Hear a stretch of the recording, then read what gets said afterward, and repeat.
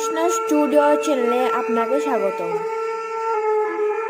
ওম নমো ভগবতে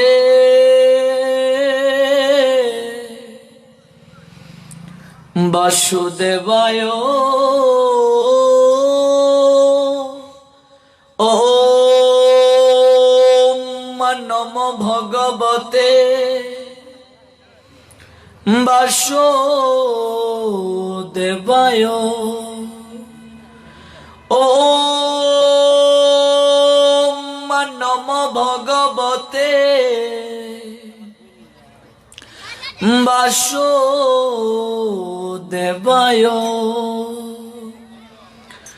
সংসার দাবানলো লিরলোকত্রাণায় কারুণ্য ঘনাঘনতম প্রাপিত সকল্যাণ গুণার্ণবস্য বন্দে গুরুশ্রী চরণার বিন্দম। নময় বিষ্ণুপাদায় রাধা প্রেষিতায় ভূতলে শ্রীমতে ভক্তি প্রপন্ন জ্যোতিষামি নীতি নামিনে। নমো আচার্য পদায় দৈন্য ভূষণ মুকুটমনে গুরু করুণামূর্তয়ে ক্ষমা দৈর্য শিরমনে। নময় শ্রীমতে ভক্তি কুসুম শ্রমণায় বৈ বিষ্ণুপাদায় দেবায় কৃপা বেদয়ে নমো নমঃ। শ্রী গৌর করুণামূর্তি কৃপা পূর্ণ কলেবরং শ্রী ভক্তি কুসুমং বন্দে রাধা কুঞ্জ নিবাসিনম।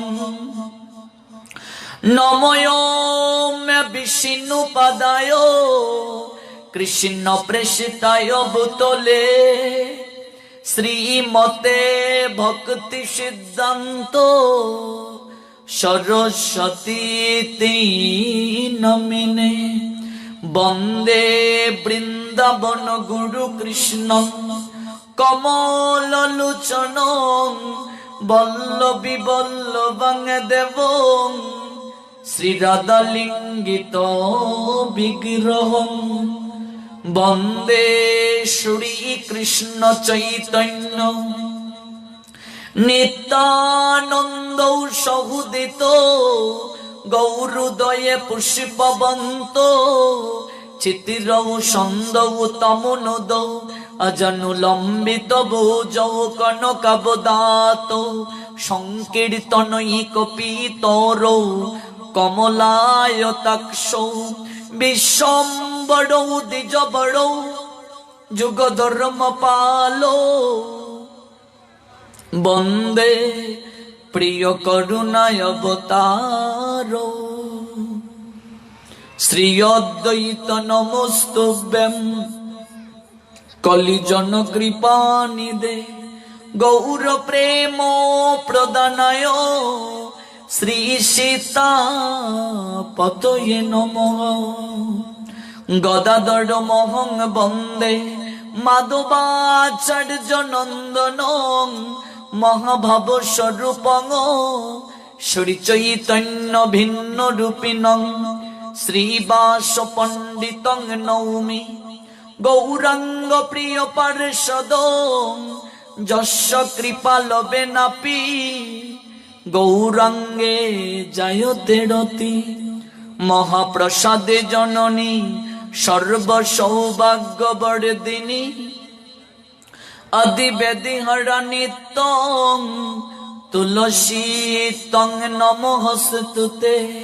কৃষ্ণায় বাসুদেবায় হর হে পরমাত্মনে প্রণত ক্লেশনাশায় শ্রী গোবিন্দায় নমো নমঃ তপ্ত কাঞ্চন গৌরাঙ্গী রাধে বৃন্দাবনেশ্বরী বৃষবানুসুতে দেবী প্রণমামি হরি প্রিয়ে জয় জয় রাধে জি গো জয় রাধে শ্যাম জয় রাধে শ্রী রাধে বৃন্দাবন ধাম কৃষ্ণত কীর্তন গান নর্তন পড়ো প্রেমামৃত অম্বু নিধি ধীর ধীর জনপ্রিয় প্রিয় করো নির্মদ স্বর পূজিত বন্দে রূপ সনাতন রঘু যুগ শ্রীজীব গোপালক এই ছয় গুসারি করি চরণ বন্ধ যাহা হতে বিঘ্ন নাশ অবিষিত পুরো করি চরণ বন্দন যাহা হতে বিঘ্ন নাশ অভীষ্ট পূরণ এই ছয় গোসাই করি চরণ বন্দন যাহা হতে বিঘ্ন নাশ অবিষিত পূরণ গোসাই করি চরণ বন্দন যাহা হইতে বিঘ্ন নাশ অবিষ্ট পূরণ এই ছয় গোসাই করি চরণ বন্দন যাহা হতে মিলে পাই কৃষ্ণ প্রেম ধন জয় গোসাই করি চরণ বন্দন যাহা হতে মিলে ভাই কৃষ্ণ প্রেম এই ছয় গোসাই যারো মই তার দাস তা সবার পদ রেণু মোরে পঞ্চগ্রাম গোসাই যেন তার দাস কাশবার পদরে মূর পঞ্চগ্রাস তাদের চরণ সেবি ভক্ত শোনে বাস জনমে জনমে মোর এই অবিলাস তাদের চরণ সেবি ভক্ত শোনেবাস জনমে জনমে মুরে অভিনাশ এই ছয় গোসাই প্রভু মোরে করো দয়া চরণে শরণ নিলাম দাও পদ ছায়া জয় গোসাই প্রভু মোরে করো দয়া চরণে শরণ নিলাম তাও পদ ছায়া এই ছয় গোসাই জবে ব্রজি কৈলাবাস রাধা কৃষ্ণ নিত্য লীলা করিলা প্রকাশ জয় গোসাই জবে ব্রজে কৈলাবাস রাধা কৃষ্ণের নিত্য লীলা করিলা প্রকাশ নইলে কে বাজানি তো নইলে কে বাজানি তো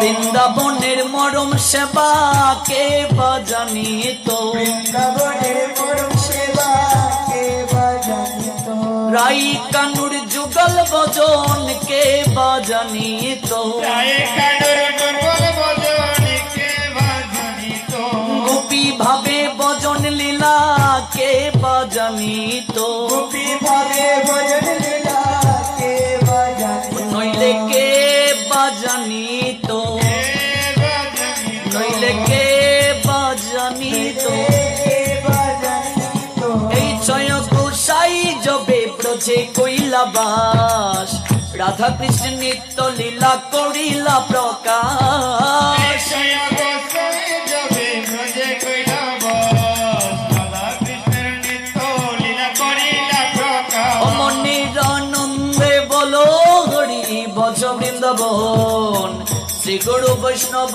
পদে মজাই আমন আনন্দে বলো হরি ভজ বৃন্দাবন শ্রী গুরু বৈষ্ণব পদে মজাই আমন ও মনের আনন্দে বলো হরি বজ বৃন্দাবন শ্রী গুরু বৈষ্ণব পদে মজাই আমন আনন্দে বলো হরি ভজ বৃন্দাবন শ্রী গৌর বৈষ্ণব পদে মজাই আমন শ্রী গুরু বৈষ্ণব পদ পদ্ম করিয়াস নাম সংকীর্তন কহে নরুত্তম দাস গুরু বৈষ্ণব পাদ পদ্ম করিয়াস নাম সংকীর্তন করে নরোত্তম দাস জয় শ্রী কৃষ্ণ চৈতন্য প্রভু নিত্যানন্দ শ্রী অদ্বৈত গদাধর শ্রীবাসাদি গৌর ভক্ত বৃন্দ কৃষ্ণ চৈতন্য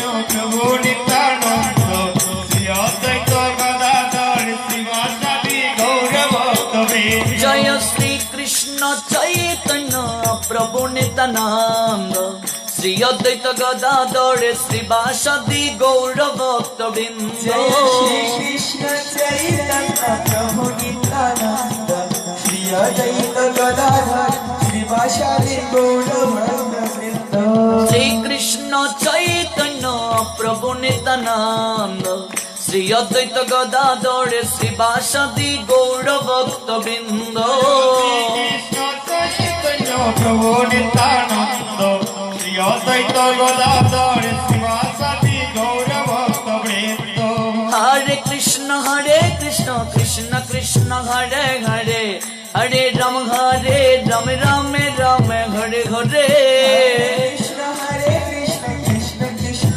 হরে হরে হরে রাম রাম রাম হরে হরে কৃষ্ণ কৃষ্ণ কৃষ্ণ হরে হরে হরে রাম রাম হরে হরে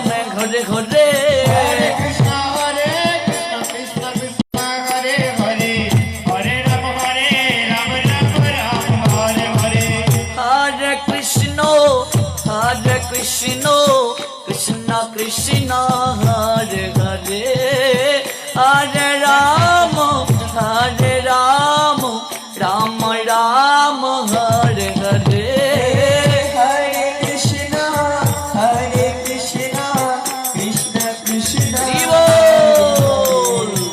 হরে রাম রাম রাম হরে হরে হরে কৃষ্ণ কৃষ্ণ কৃষ্ণ হরে হরে হরে রাম রাম রাম হরে হরে হরে কৃষ্ণ কৃষ্ণ কৃষ্ণ হরে হরি বল। হরে রাম রাম হরে হরে কেবল মাতাজিরা গাইবেন হরে কৃষ্ণ কৃষ্ণ কৃষ্ণ হরে হরে হরে রাম রাম রাম হরে হরে হরি बोल। प्रेम से और जोर से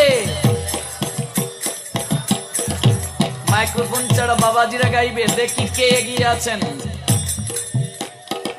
হরে কৃষ্ণ কৃষ্ণ কৃষ্ণ হরে হরে হরে রাম রাম রাম হরে হরে হরি बोल। রাধে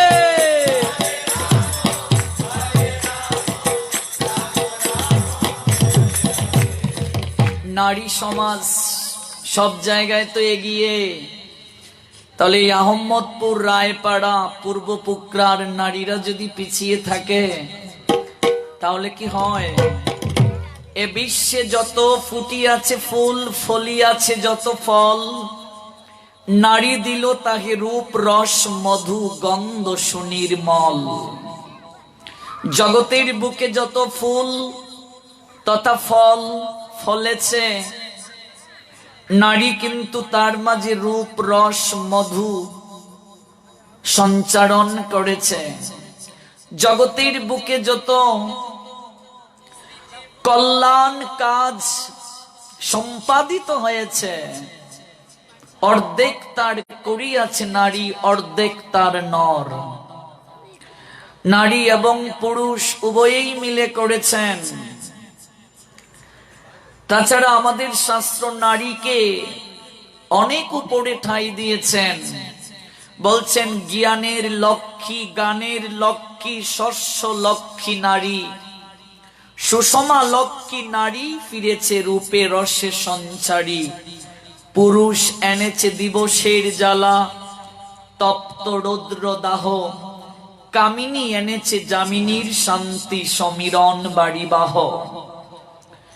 জগতের বুকে নারী শক্তির এতটা গুরুত্ব যে শক্তি পুরুষকে শক্তিমান করে। বিশেষ করে এই নারী কিংবা প্রকৃতি শক্তির অধীন হচ্ছে পুরুষ। রাজা রাজ্যকে শাসন করে, রাজা করিতেছে রাজ্য শাসন, রাজারে শাসিছে নারী। অথচ দেখা যায় সেই রাজাকেও তার ঘরের রানী মাঝে মাঝে শাসন করে করে তোমা রানীর দরদে দুইয়া গিয়েছে রাজ্যের যত গ্লানি। সেই রানী তার প্রেম দ্বারা, সৌহার্দ্য দ্বারা, স্নেহ দ্বারা, সম্প্রীতি দ্বারা সবাইকে আপন করে নিয়েছে। কাজেই নারী সমাজ অগ্রসর হচ্ছে, পুরুষের শক্তি রূপে নারী এগিয়ে যাচ্ছে। এই জন্য নারীকে বলা হয় অর্ধাঙ্গিনী, অর্ধেক অঙ্গের অধিকারিণী। অর্ধাঙ্গ, অর্ধাঙ্গিনী।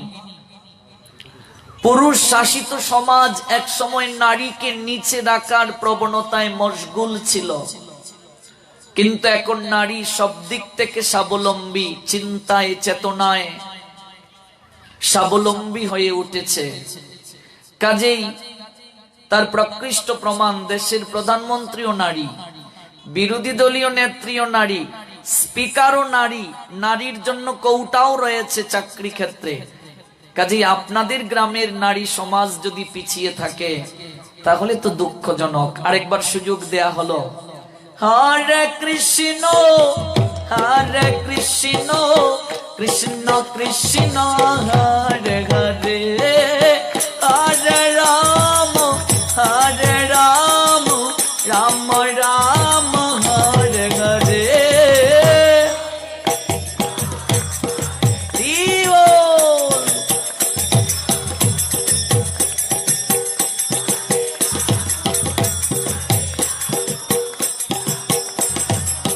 সবাই মিলে গাইব হরে কৃষ্ণ, হরে কৃষ্ণ, কৃষ্ণ কৃষ্ণ হরে হরে, হরে রাম, হরে Ram, Ram Ram Hare Hare. Hare Krishna, Krishna Krishna, Hare Hare, Hare Rama, Rama Rama, Hare Hare. हरे कृष्ण कृष्ण कृष्ण हरे हरे, हरे Ram Ram Ram Hare Hare. Hare Krishna, Krishna Krishna, Hare Hare, Hare Rama, Rama Rama, Hare Hare. ओ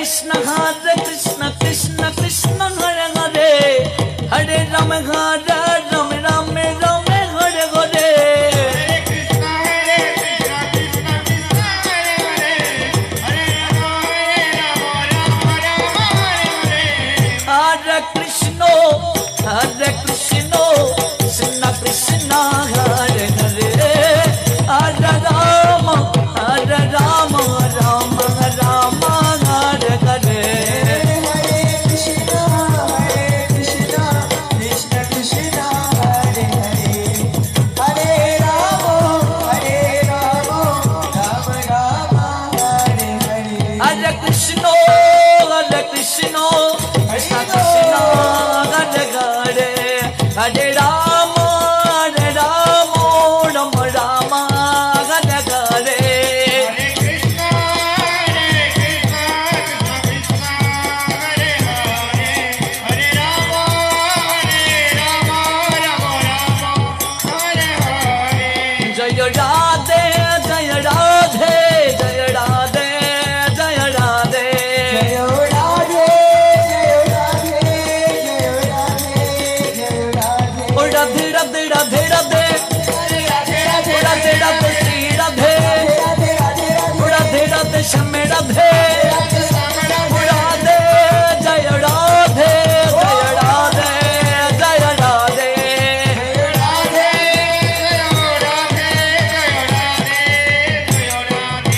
Nitai Gaur Hari Bol, Hari Bol, Hari Bol, Hari Bol. Nitai Gaur Hari Bol,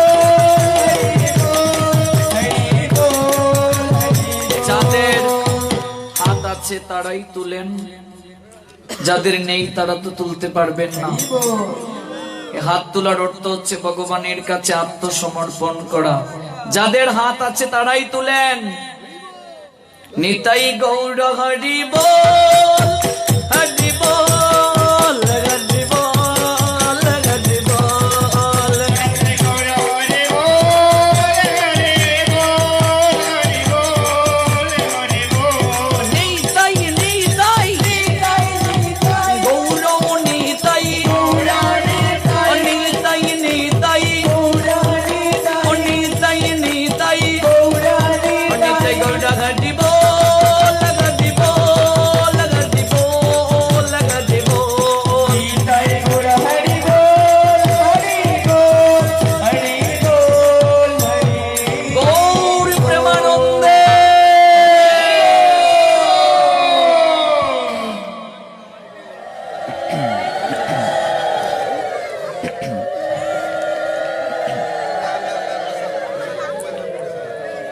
সমবেত অমৃত পিপাসু ভক্তমণ্ডলী, সৃষ্টি তারক ব্রহ্ম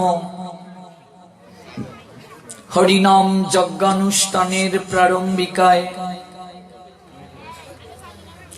আজ আমরা সবাই একত্রিত হয়েছি হবিগঞ্জ জেলার বানিয়াচং উপজেলা স্থিত আহম্মদপুর রায়পাড়া পূর্ব পুকরা দ্বিতীয় বর্ষ 1427 বঙ্গাব্দের হরিনাম মহোৎসবের প্রাঙ্গণে সর্বসাক্ষী, সর্ববিরাজমান, সর্বক্ষমতার অধিকারী পরমেশ্বর ভগবান শ্রীকৃষ্ণের মুখনিসৃত বাণী শ্রীমদ্ ভগবত গীতার আঙ্গিকে অপ্রাকৃত কথা আস্বাদন করার জন্য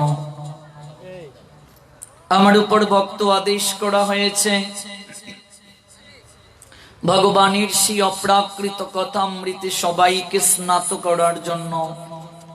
ভক্তবৃন্দ, এই বেশ আসনে বসার বিন্দু মাত্র যোগ্যতাও আমার নেই। একটু ইকুটা কমিয়ে দাও, একটু ইকুটা কমিয়ে দাও। কেবলমাত্র ভক্ত আদেশকে রক্ষা করার জন্য আপনাদের চরণ ধুলি নেওয়ার নিমিত্তে আপনাদেরই চরণ তলে ছুটে এসেছি। আরেকটু কমিয়ে দাও, একটু আরেকটু কমিয়ে দাও। ভক্তবৃন্দ, আজকের নির্ধারিত আলোচ্য বিষয় শ্রীমদ্ ভগবত গীতা, যে গ্রন্থে ভক্তের জন্য ভগবানের প্রাণ কাঁদছে। দরদ দিয়ে রোগ নিরাময় করেছেন ভগবান শ্রী গোবিন্দ। অপূর্ব মধুর কথা অর্জুন শুনেছেন মন প্রাণ দিয়ে, মুখে তার কোনো কথা নাই। কেবল মাঝে মাঝে দু একটা জিজ্ঞাসা। সম্পূর্ণ গীতায় মাত্র 85টি জিজ্ঞাসা করলেন অর্জুন, শিক্ষা দিলেন যখন কৃষ্ণ কথা শুনতে যাব কোনো কথা বলা যাবে না, কোনো জিজ্ঞাসা তেমন নয়, কেবল শুনতে হবে। এখানে এসেছি কেবল শ্রবণের জন্য, বলার জন্য নয়। কেবল দু একটা জিজ্ঞাসা যেখানে সংশয় থাকবে, সেই জিজ্ঞাসারও একটা শাস্ত্রীয় বিধান রয়েছে। তদ্বিদ্ধি প্রণিপাতেন পরিপ্রশ্নেন সেবয়া উপদেক্ষন্তি তে জ্ঞানম জ্ঞানীন তত্ত্বদর্শিনঃ। জিজ্ঞাসাও কেমন করে করতে হবে ভগবান শিখিয়ে দিলেন শ্রীমদ্ ভগবত গীতায়। মাত্র 85টি প্রশ্ন করলেন, জিজ্ঞাসা করলেন অর্জুন, আর ভগবান 574টি শ্লোকের মাধ্যমে উত্তর প্রদান করলেন। দরদ দিয়ে রোগ নিরাময় করলেন। গীতার 18টি অধ্যায় যেন 18টি সিঁড়ি। এই 18টি সিঁড়ি অতিক্রম না করলে গীতা মায়ের কুলে শয়ন করা সম্ভব নয়। জীব উদ্ধারের যে 3টি রাজমার্গ, এই 3টি রাজমার্গের তৃতীয় যে প্রস্থান, তৃতীয় যে মার্গ, মার্গ মানে কি পন্থা, তৃতীয় প্রস্থানটি হচ্ছে স্মার্ত প্রস্থান, যেটিকে বলা হয় শ্রীমদ্ ভগবত গীতা। যে গীতা অনাদিকাল থেকেই ছিল। ব্রহ্ম সংহিতার 5ম অধ্যায়ের 1 নং শ্লোকে ব্রহ্মা বলছেন, এই জগতের বুকে যখন কোনো জল ছিল না, স্থল ছিল না, কোনো কিছুই ছিল না, তখনও একজন ছিলেন, তিনি অনাদির আদি, তিনি সর্বকারণের পরম কারণ, তিনি ঈশ্বরেরও ঈশ্বর, তিনি পরমেশ্বর, ঈশ্বর পরম কৃষ্ণ সচ্চিদানন্দ বিগ্রহ, অনাদির আদি গোবিন্দ সর্বকারণ কারণম, সর্বকারণের পরম কারণ, অনাদির আদি। জগতে যখন কোনো জল ছিল না, যখন কোনো স্থল ছিল না, তখনও একজন ছিলেন, তিনি কে? অনাদির আদি, সর্বকারণের পরম কারণ, তিনি হলেন গোবিন্দ। অনাদির আদি, সর্বকারণের পরম কারণ, সেই ভগবান শ্রী গোবিন্দ।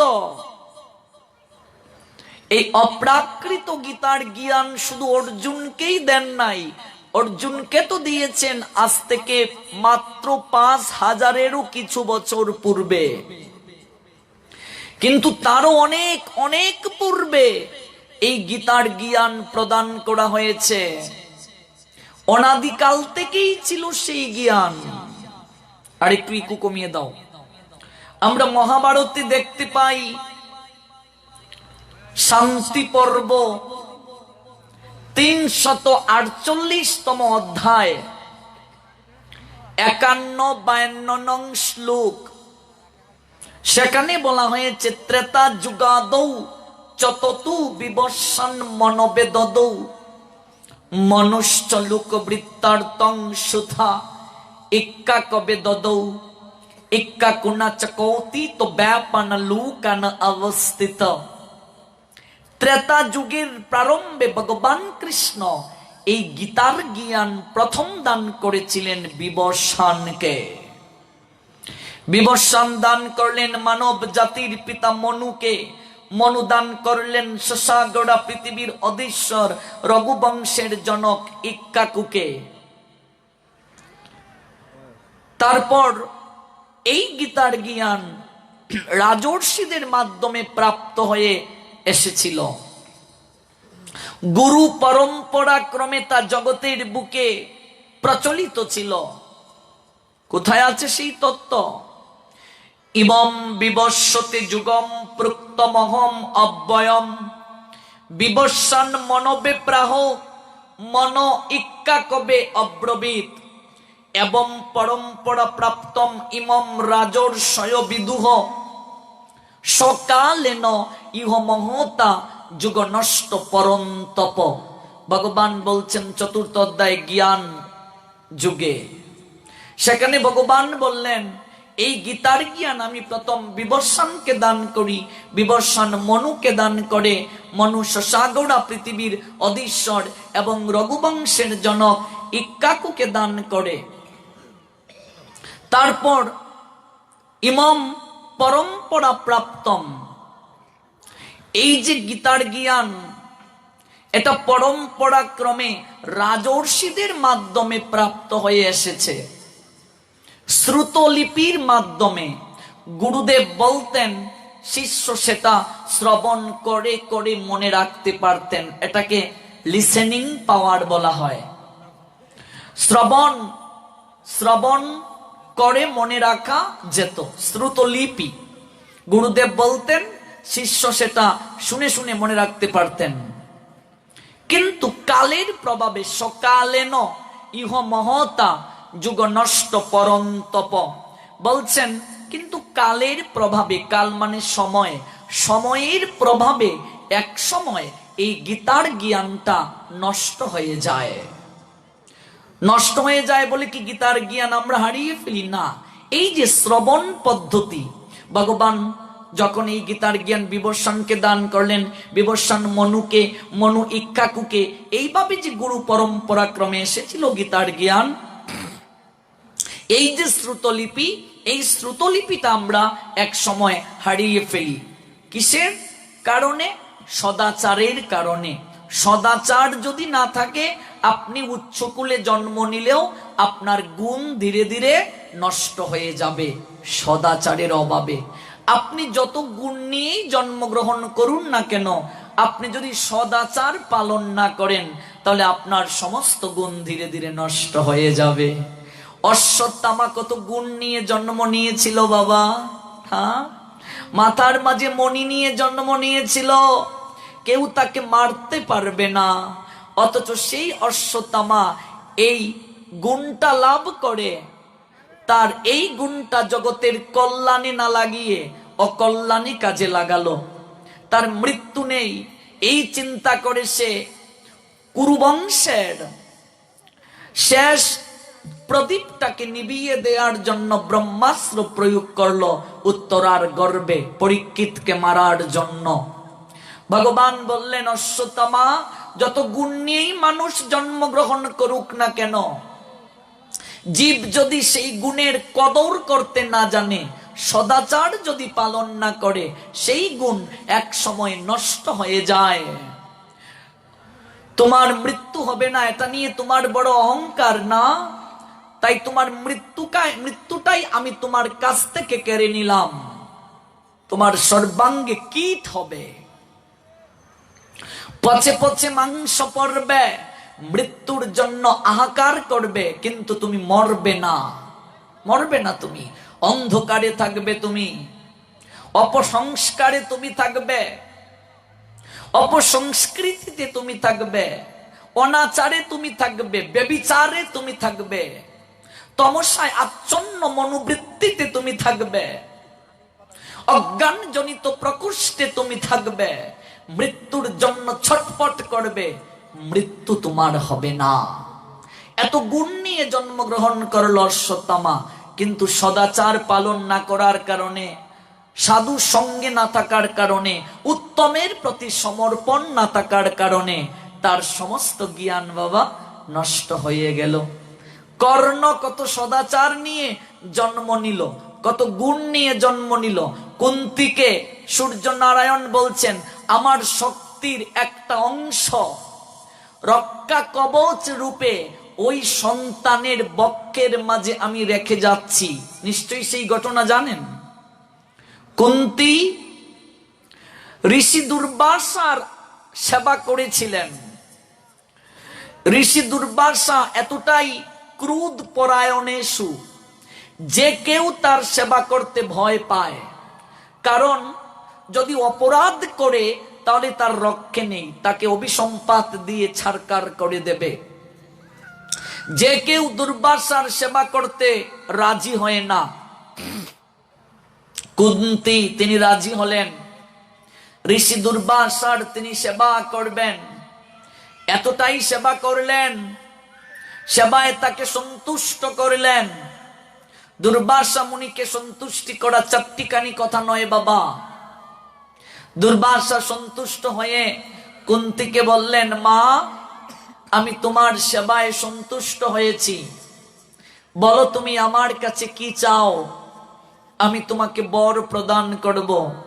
কুন্তি তখন নাবালিকা, ভালো করে জ্ঞান প্রস্ফুটিত হয়নি, কি চাইবেন এটাও ভেবে উঠতে পারছেন না। তখন ঋষি দুর্বাসা বলছেন, পুত্রী তুমি যেহেতু কোনো সিদ্ধান্ত নিতে পারছো না, একটা নারীর জীবনের পূর্ণতা হচ্ছে মাতৃত্ব। একটা নারী যদি বিবাহের পর মা না হতে পারে, সন্তান লাভ করতে না পারে, তাহলে সেই নারীর জীবন অপূর্ণ থেকে যায়। তাই তো মা, বিবাহের পর একটা নারী যদি মা না হতে পারে তাহলে তার নারীত্বটাই অপূর্ণ থেকে যায়। একটা সন্তান পৃথিবীতে আনয়নের ক্ষেত্রে একটা নারী যতটা কষ্ট করে, শাস্ত্র বলছেন তার তুলনায় একজন পুরুষ এক গুণ করে না। পিতা আনন্দিত হইয়া সাগরে দেয় ফেলিয়া, সেই যে চলে গেল ফিরে এলো না। আমায় ধরিয়া জঠরে কত কষ্ট করে 10 মাস 10 দিন গর্ভে দিল ঠাই।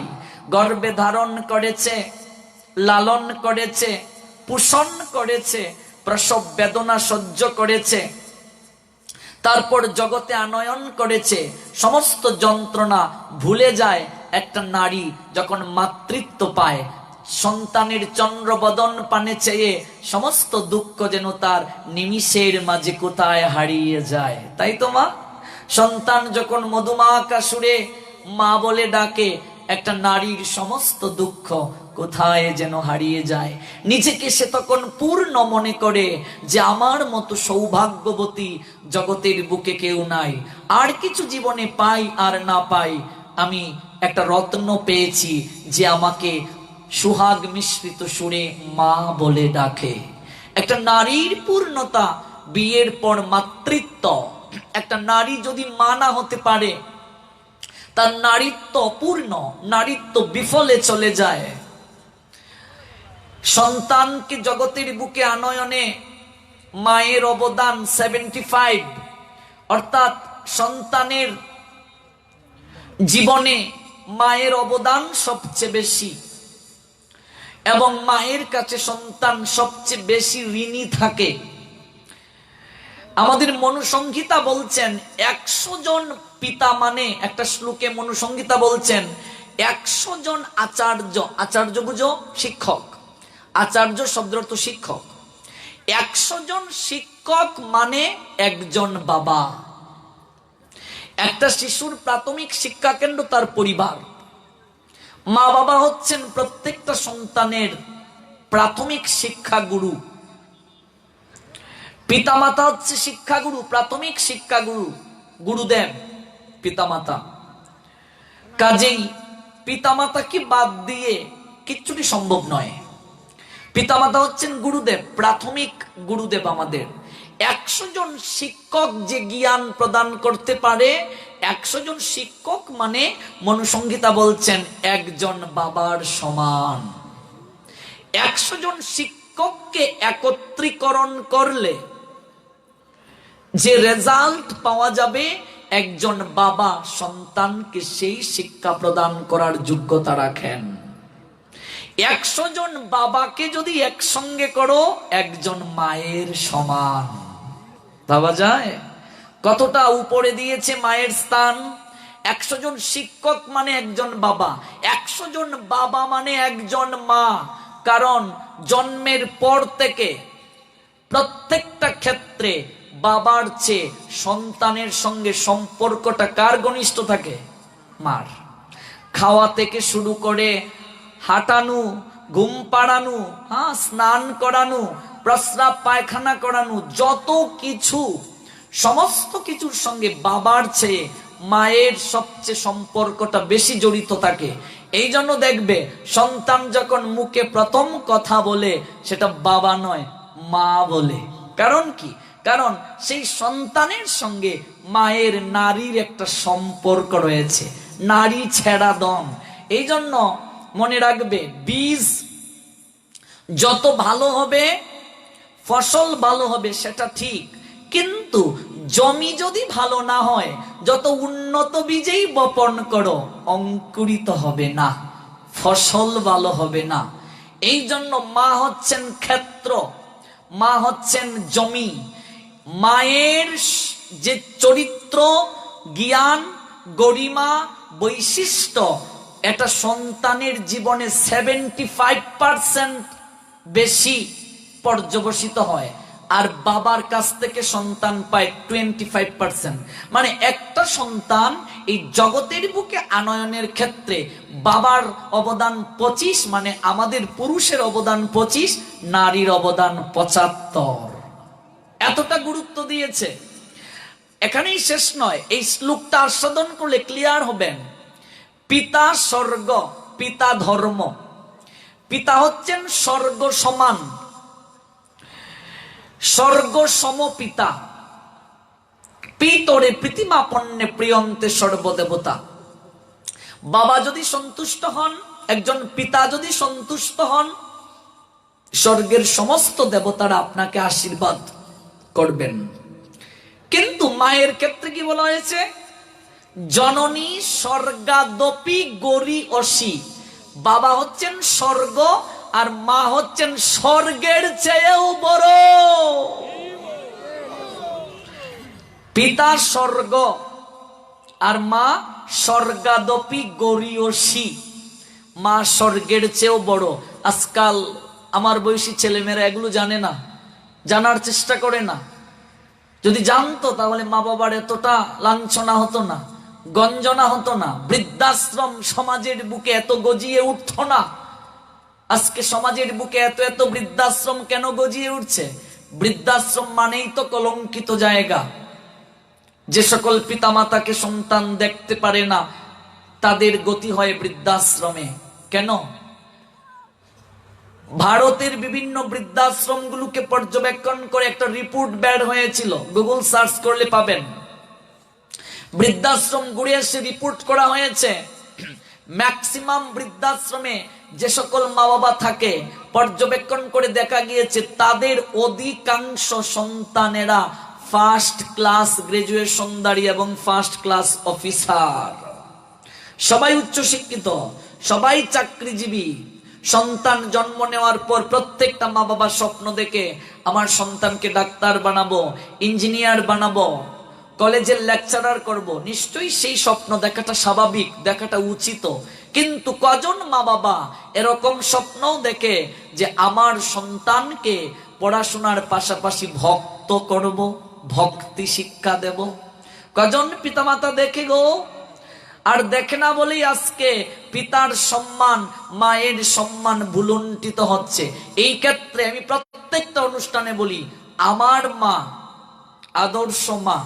আমার মায়ের মতো জগতের বুকে ছেলেকে বিলিয়ে দেয়া খুব কম মাই আছে। আমার মা বলে, তুই আমার একমাত্র ছেলে, যদি আরেকটা ছেলে আমার থাকতো তাহলে কবেই বলতাম সংসার ত্যাগ করে কেবল জগতের কল্যাণে চলে যা।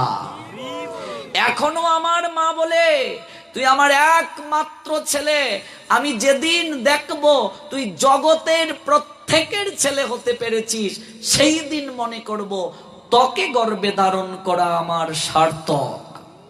এইরকম মা খুঁজে পাওয়া খুব কঠিন, এত বড় মন খুঁজে পাওয়া কঠিন, জগতের তরে বিলিয়ে দেওয়া। আমরা বলি সংসার আমার নয়, ভগবানের সংসার। কজন ছেলে মেয়ে গো তোমার? আমার নয়, ভগবানের ধন, 2 ছেলে 1 মেয়ে। আমার নয়, ভগবানের সম্পদ, 3 মেয়ে 2 ছেলে।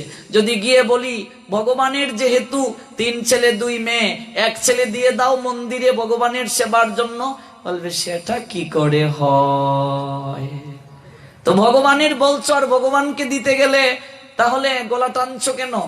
তার মানে মন থেকে আমরা কখনো বলছি না ভগবানের সংসার, মন থেকে কখনো বলছি না ভগবানের ছেলে মেয়ে, মন থেকে বলছি না। মন থেকে যদি বলতাম, এই রকম মন মানসিকতা হওয়া উচিত আমাদের। তুমিও রবে না, আমিও রব না, দুদিনের দেখা হবে। এই জগতের বুকে কেউ রবে না, কেউ থাকবে না, সবাইকে যেতে হবে। তুমিও রবে না, আমিও রব না, দুদিনের দেখা হবে। এমন কর্ম করে যাও, তুমি চলে যাওয়ার পরও যেন লক্ষ কোটি মানুষের হৃদয়ে তোমার আসন থাকে। এমন কর্ম করে যাও, এসেছো যখন একটা কিছু করে যাও, একটা দাগ রেখে যাও মানুষের হৃদয়ে, যেন তুমি চলে যাওয়ার পর তোমার মহৎ কর্ম পবনের সঙ্গে মিতালি করে প্রত্যেকের ত্রিতাব দগ্ধীভূত গাত্রের মাঝে আলতু করে পরশ বুলিয়ে দেয়, স্পর্শ করে দেয়। এমন কর্ম করে যাও যেন সহস্র কিংবা লক্ষ প্রাণের উদ্বোধন তোমার চলে যাওয়া তাতে কিচ্ছুটি হবে না। যদি লক্ষ প্রাণের উদ্বোধন হয়, তুমি চলে গেলেও প্রত্যেকের হৃদয়ে মাঝে তুমি বেঁচে থাকবে। মানুষ বাঁচে তার কর্মের মাঝে, বয়সের মাঝে নয়। কীর্তিমানের মৃত্যু নাই, মনে রাখবে। যেদিন তুমি এসেছিলে ভবে, কেঁদেছিল সবে, সবে কেঁদেছিল না, হেসেছিল সবে। কেঁদেছিলে তুমি, হেসেছিল সবে। এই জগতের বুকে আমরা প্রথম যখন এসেছিলাম সবাই আনন্দে আত্মহারা ছিল, প্রত্যেকটা সন্তান কেঁদেছিল। এই জন্য কবি বললেন, যেদিন তুমি এসেছিলে ভবে, কেঁদেছিলে তুমি, হেসেছিলে সবে, হেসেছিল সবে। এমন জীবন তুমি করো গঠন বা করিও গঠন, মরিলে হাসিবে তুমি, কাঁদিবে ভুবন। এমন জনম গঠন করো, তুমি মৃত্যু বরণ করবে হাসতে হাসতে। ক্ষুদিরাম বসু হাসতে হাসতে মৃত্যুবরণ করেছিলেন। ফাঁসির কাষ্ঠমঞ্চে যখন ক্ষুদিরাম বসুকে নিয়ে যাওয়া হলো, হাসতে হাসতে তিনি সেই ফাঁসির কাষ্ঠমঞ্চে গিয়ে দাঁড়ালেন। লক্ষ লক্ষ মানুষ ক্ষুদিরামের জন্য আজও কাঁদে। আজও কাঁদে কি কাঁদে না? আজও কাঁদে।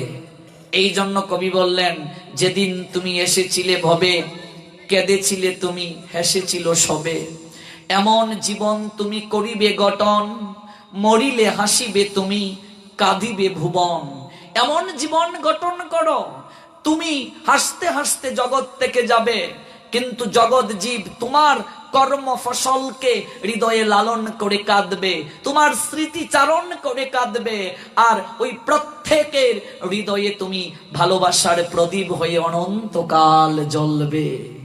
প্রত্যেকের হৃদয়ের অন্ধকার প্রকোষ্ঠে তুমি আলো হয়ে জ্বলবে, সেজুতি হয়ে জ্বলবে, সন্ধ্যার প্রদীপের মতো জ্বলবে মিঠি মিঠি প্রত্যেকের হৃদয়ে। এমন কর্ম করে যাও। প্রত্যেক পিতামাতার কর্তব্য সন্তানকে মানুষ করা। মানুষ মানে শুধু ডাক্তার, ইঞ্জিনিয়ার আর চাকরিজীবী বানানো নয়। মানুষ করা, মনুসংহিতা বলছেন হুশ জ্ঞান জাগ্রত করিয়ে দেওয়া। এই জগতের বুকে তুমি কে, তুমি কোত্থেকে এলে, তুমি যাবে কোথায়, তোমার কর্তব্য কি, এই তত্ত্বগুলো জানিয়ে দেওয়া।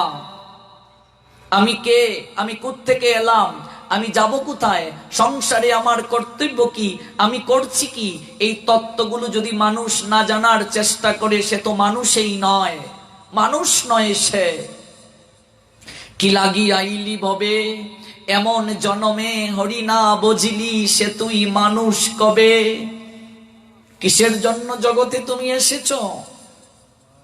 এমন দুর্লভ মনুষ্য জীবন লাভ করে আজ হরিকে ভজন করলে না, কৃষ্ণ ভজন করলে না, তোমার প্রকৃত পরিচয় জানলে না। কিসের মানুষ তুমি? তরুলতা সহজেই তরুলতা, পশু পাখি সহজেই পশু পাখি, কিন্তু মানুষ প্রাণপণ চেষ্টাতে মানুষ। মানুষের গড়ে জন্ম নিলেই মানুষ হয় না গো বাবা, তাকে মানুষ হতে হয়, মানুষ হওয়ার শিক্ষা নিতে হয়। আর মানুষ হতে গেলে একজন সোনার মানুষের সঙ্গ নিতে হবে। এই জন্যই তো মরমী কবি বলে গেলেন, মরমী সাধক বলে গেলেন, তুমি চিনিয়া মানুষের সঙ্গ লইও। সোনার মানুষ ধরলে সোনার মানুষ হবি। মানুষ হতে গেলে একজন প্রকৃত মানুষের সঙ্গ প্রয়োজন, একজন প্রকৃত সৎ ব্যক্তির সাহচর্য প্রয়োজন, একজন প্রকৃত সাধুর সঙ্গ অত্যাবশ্যক। যে যার সঙ্গ করে সে তার বর্ণ ধরে।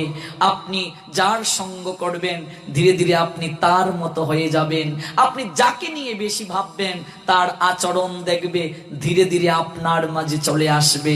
আপনি চেষ্টা করবেন তার মতো চলার, তার কথাগুলোকে মানার, হ্যাঁ, তার সমস্ত ভাবনাগুলোকে হৃদয়ে মাঝে অনুধান করার।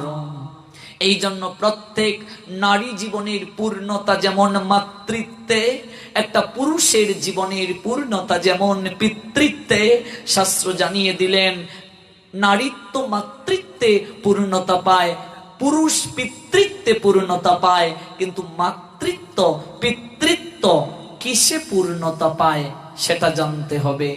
মাতৃত্ব পূর্ণতা পায় আদর্শ সন্তান লাভের মাধ্যমে, পিতৃত্ব পূর্ণতা পায় আদর্শ সন্তান লাভের মাধ্যমে।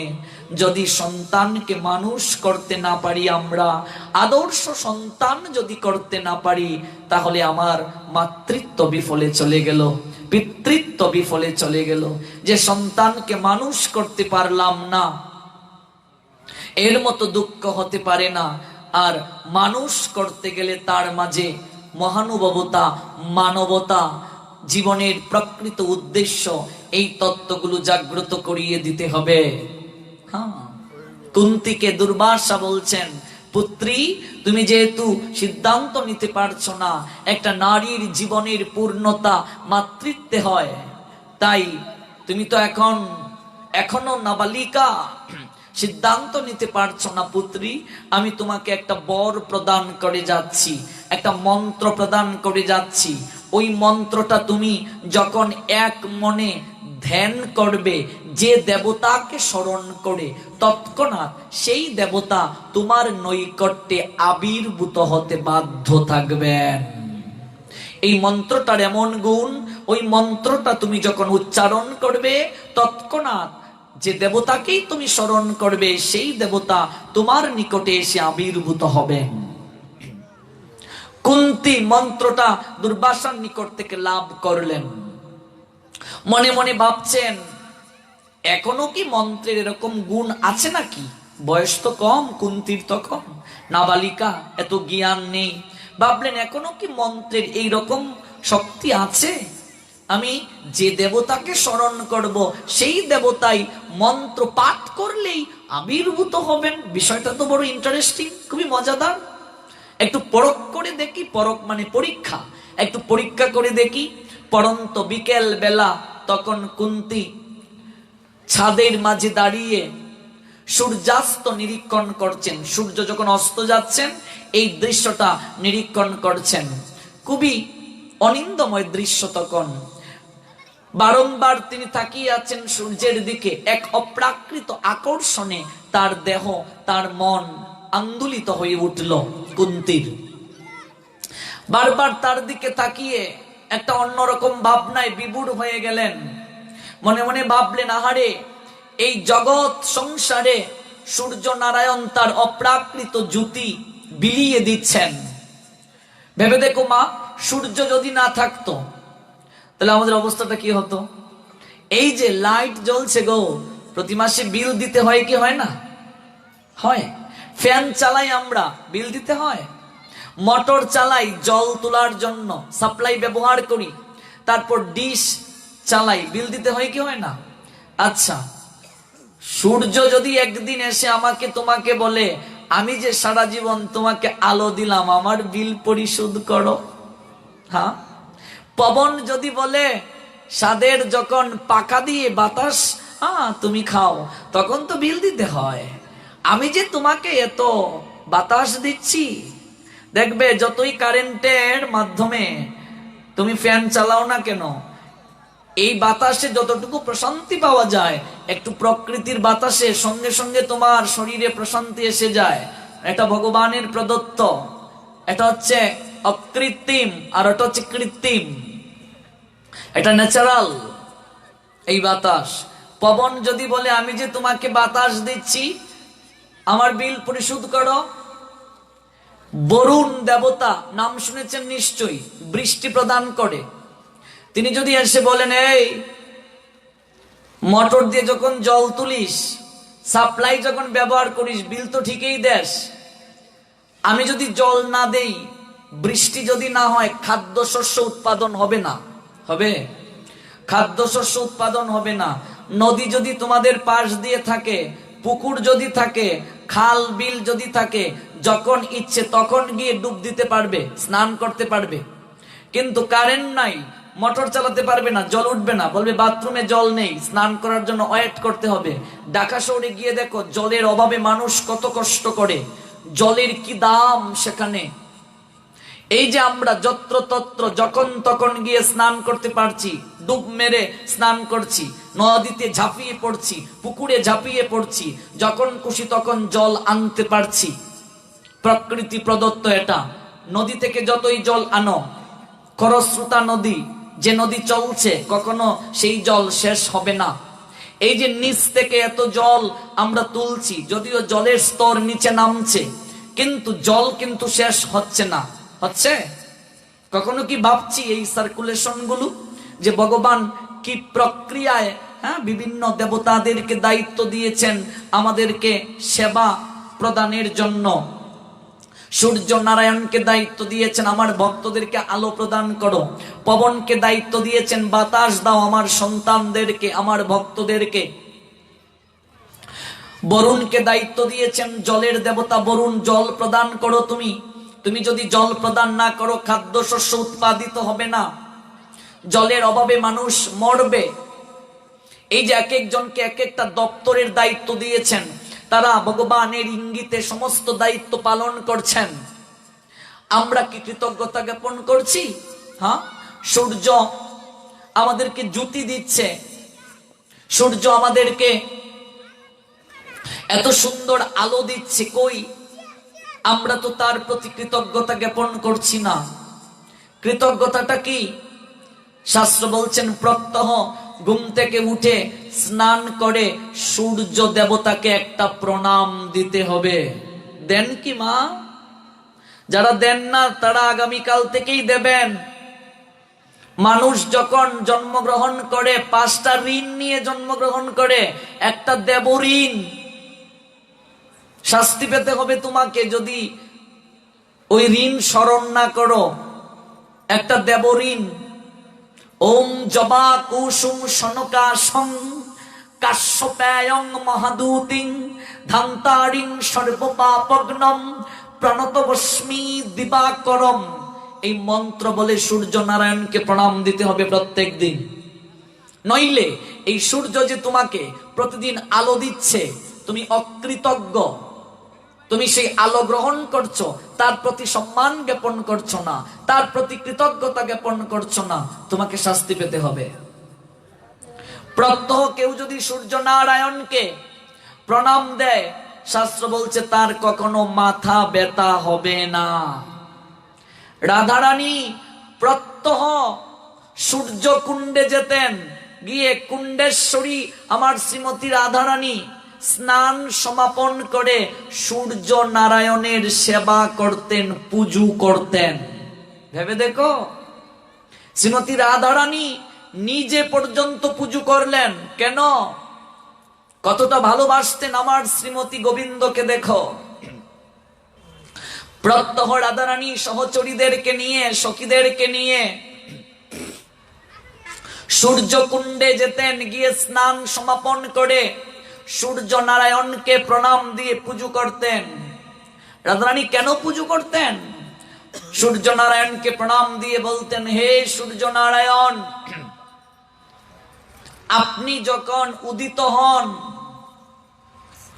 আমার প্রাণনাথ গুচারণে তখন যায়, সারাটা দিন আমার প্রাণনাথ গুচারণে থাকে।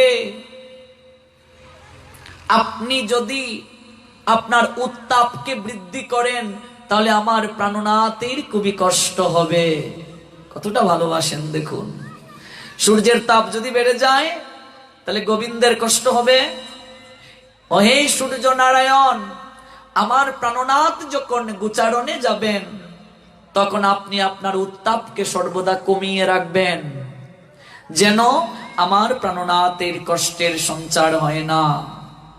সূর্য মানে শক্তির প্রতীক, সূর্য মানে শক্তি। এই যে মাইক্রোফোনে আমরা কথা বলছি এটাও কিন্তু সূর্যের অবদান, শক্তি। মেডিকেল সায়েন্স বলছে শক্তিকে কেন্দ্র করে জগৎ চলছে, একটা শক্তি জগৎ সংসারকে চালাচ্ছে। অধিকাংশ সায়েন্টিস্টরা আত্মার অস্তিত্বকে স্বীকার করেছেন, কিন্তু অধিকাংশ সায়েন্টিস্টরা বলছেন একটা শক্তি, ওই শক্তিটাই আত্মা। শক্তি আত্মা। যেমন সূর্য থেকে শক্তি আসে, সূর্য থেকে উত্তাপ, উত্তাপটা শক্তি।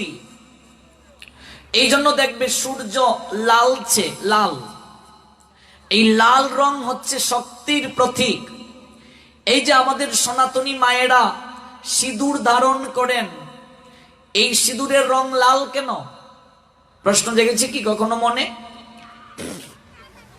এই লাল হওয়ার কারণ হচ্ছে শক্তির প্রতীক, সূর্যের প্রতীক, অধিকারের প্রতীক, সাহসের প্রতীক। জগৎগুরু আদি শঙ্করাচার্য তার সৌন্দর্য লহরী নামক গ্রন্থে বলছেন সিঁদুরকে মা শক্তির স্বরূপ অর্থাৎ মা দুর্গার প্রতীক, অর্থাৎ যিনি দুর্গতি হারিণী তার প্রতীক কিংবা মঙ্গল রূপী সূর্য হিসেবে আখ্যায়িত করা হয়েছে সৌন্দর্য লহরী গ্রন্থে। সূর্যের প্রতীক হচ্ছে সিঁদুর, এই জন্য লাল রং, সিঁদুরের রঙও লাল। আমরা ব্রহ্মাণ্ড পুরাণ দেখতে পাই, যদি কেউ ব্রহ্মাণ্ড পুরাণটা পড়ে থাকেন দেখবেন দেবী ললিতা, ললিতা নাম শুনেছ? রাধারানীর সখী ললিতা নয়, ললিতা হচ্ছে মা দুর্গার আরেকটা নাম। রাধারানীর একজন সখী, তিনিও ললিতা, অষ্টসখীর মাঝে প্রধানা তিনি, কিন্তু এই ললিতা, আমি যে ললিতার কথা বলছি অর্থাৎ ব্রহ্মাণ্ড পুরাণের ললিতা তা নন, তিনি হচ্ছেন মা দুর্গার একটা নাম ললিতা। দেবী ললিতা যিনি মা দুর্গা বা মাতৃশক্তির অপর নাম, সেই গ্রন্থে ললিতা দেবীর স্মৃতির সিঁদুরকে শ্রী লক্ষ্মীর প্রতীক রূপে উল্লেখ করা হয়েছে। একজন বিবাহিত নারী এই সিঁদুর দ্বারাই শ্রী লক্ষ্মীর স্বরূপ হিসেবে সমাজের সামনে আখ্যায়িত হন। এই জন্য দেখবে শ্রী, বিবাহিত নারী মানেই স্ত্রী সমতুল্যা, স্ত্রী এর কারক। স্ত্রী বিনা সংসারে পূর্ণতা নাই, অর্থাৎ যে সংসারে নারী নাই সেই সংসার অপূর্ণ, যে সংসারে মা নাই সেই সংসার অরণ্য সমতুল্য। মা নেই গৃহে যার, সংসার অরণ্য তার, হেরিলে মায়ের মুখ দূরে যায় সকল দুঃখ। যে সংসারে মা নাই, যে সংসারে নারী নাই সেই সংসার অরণ্য সমতুল্য। সনাতন সংস্কারে নারীকে লক্ষ্মী রূপে গণ্য করা হয়, নারী মানেই লক্ষ্মী, আর বিবাহের পর সেই নারীকে বলা হয় শ্রী লক্ষ্মী, অর্থাৎ শ্রী পূর্বে লাগানো হয়।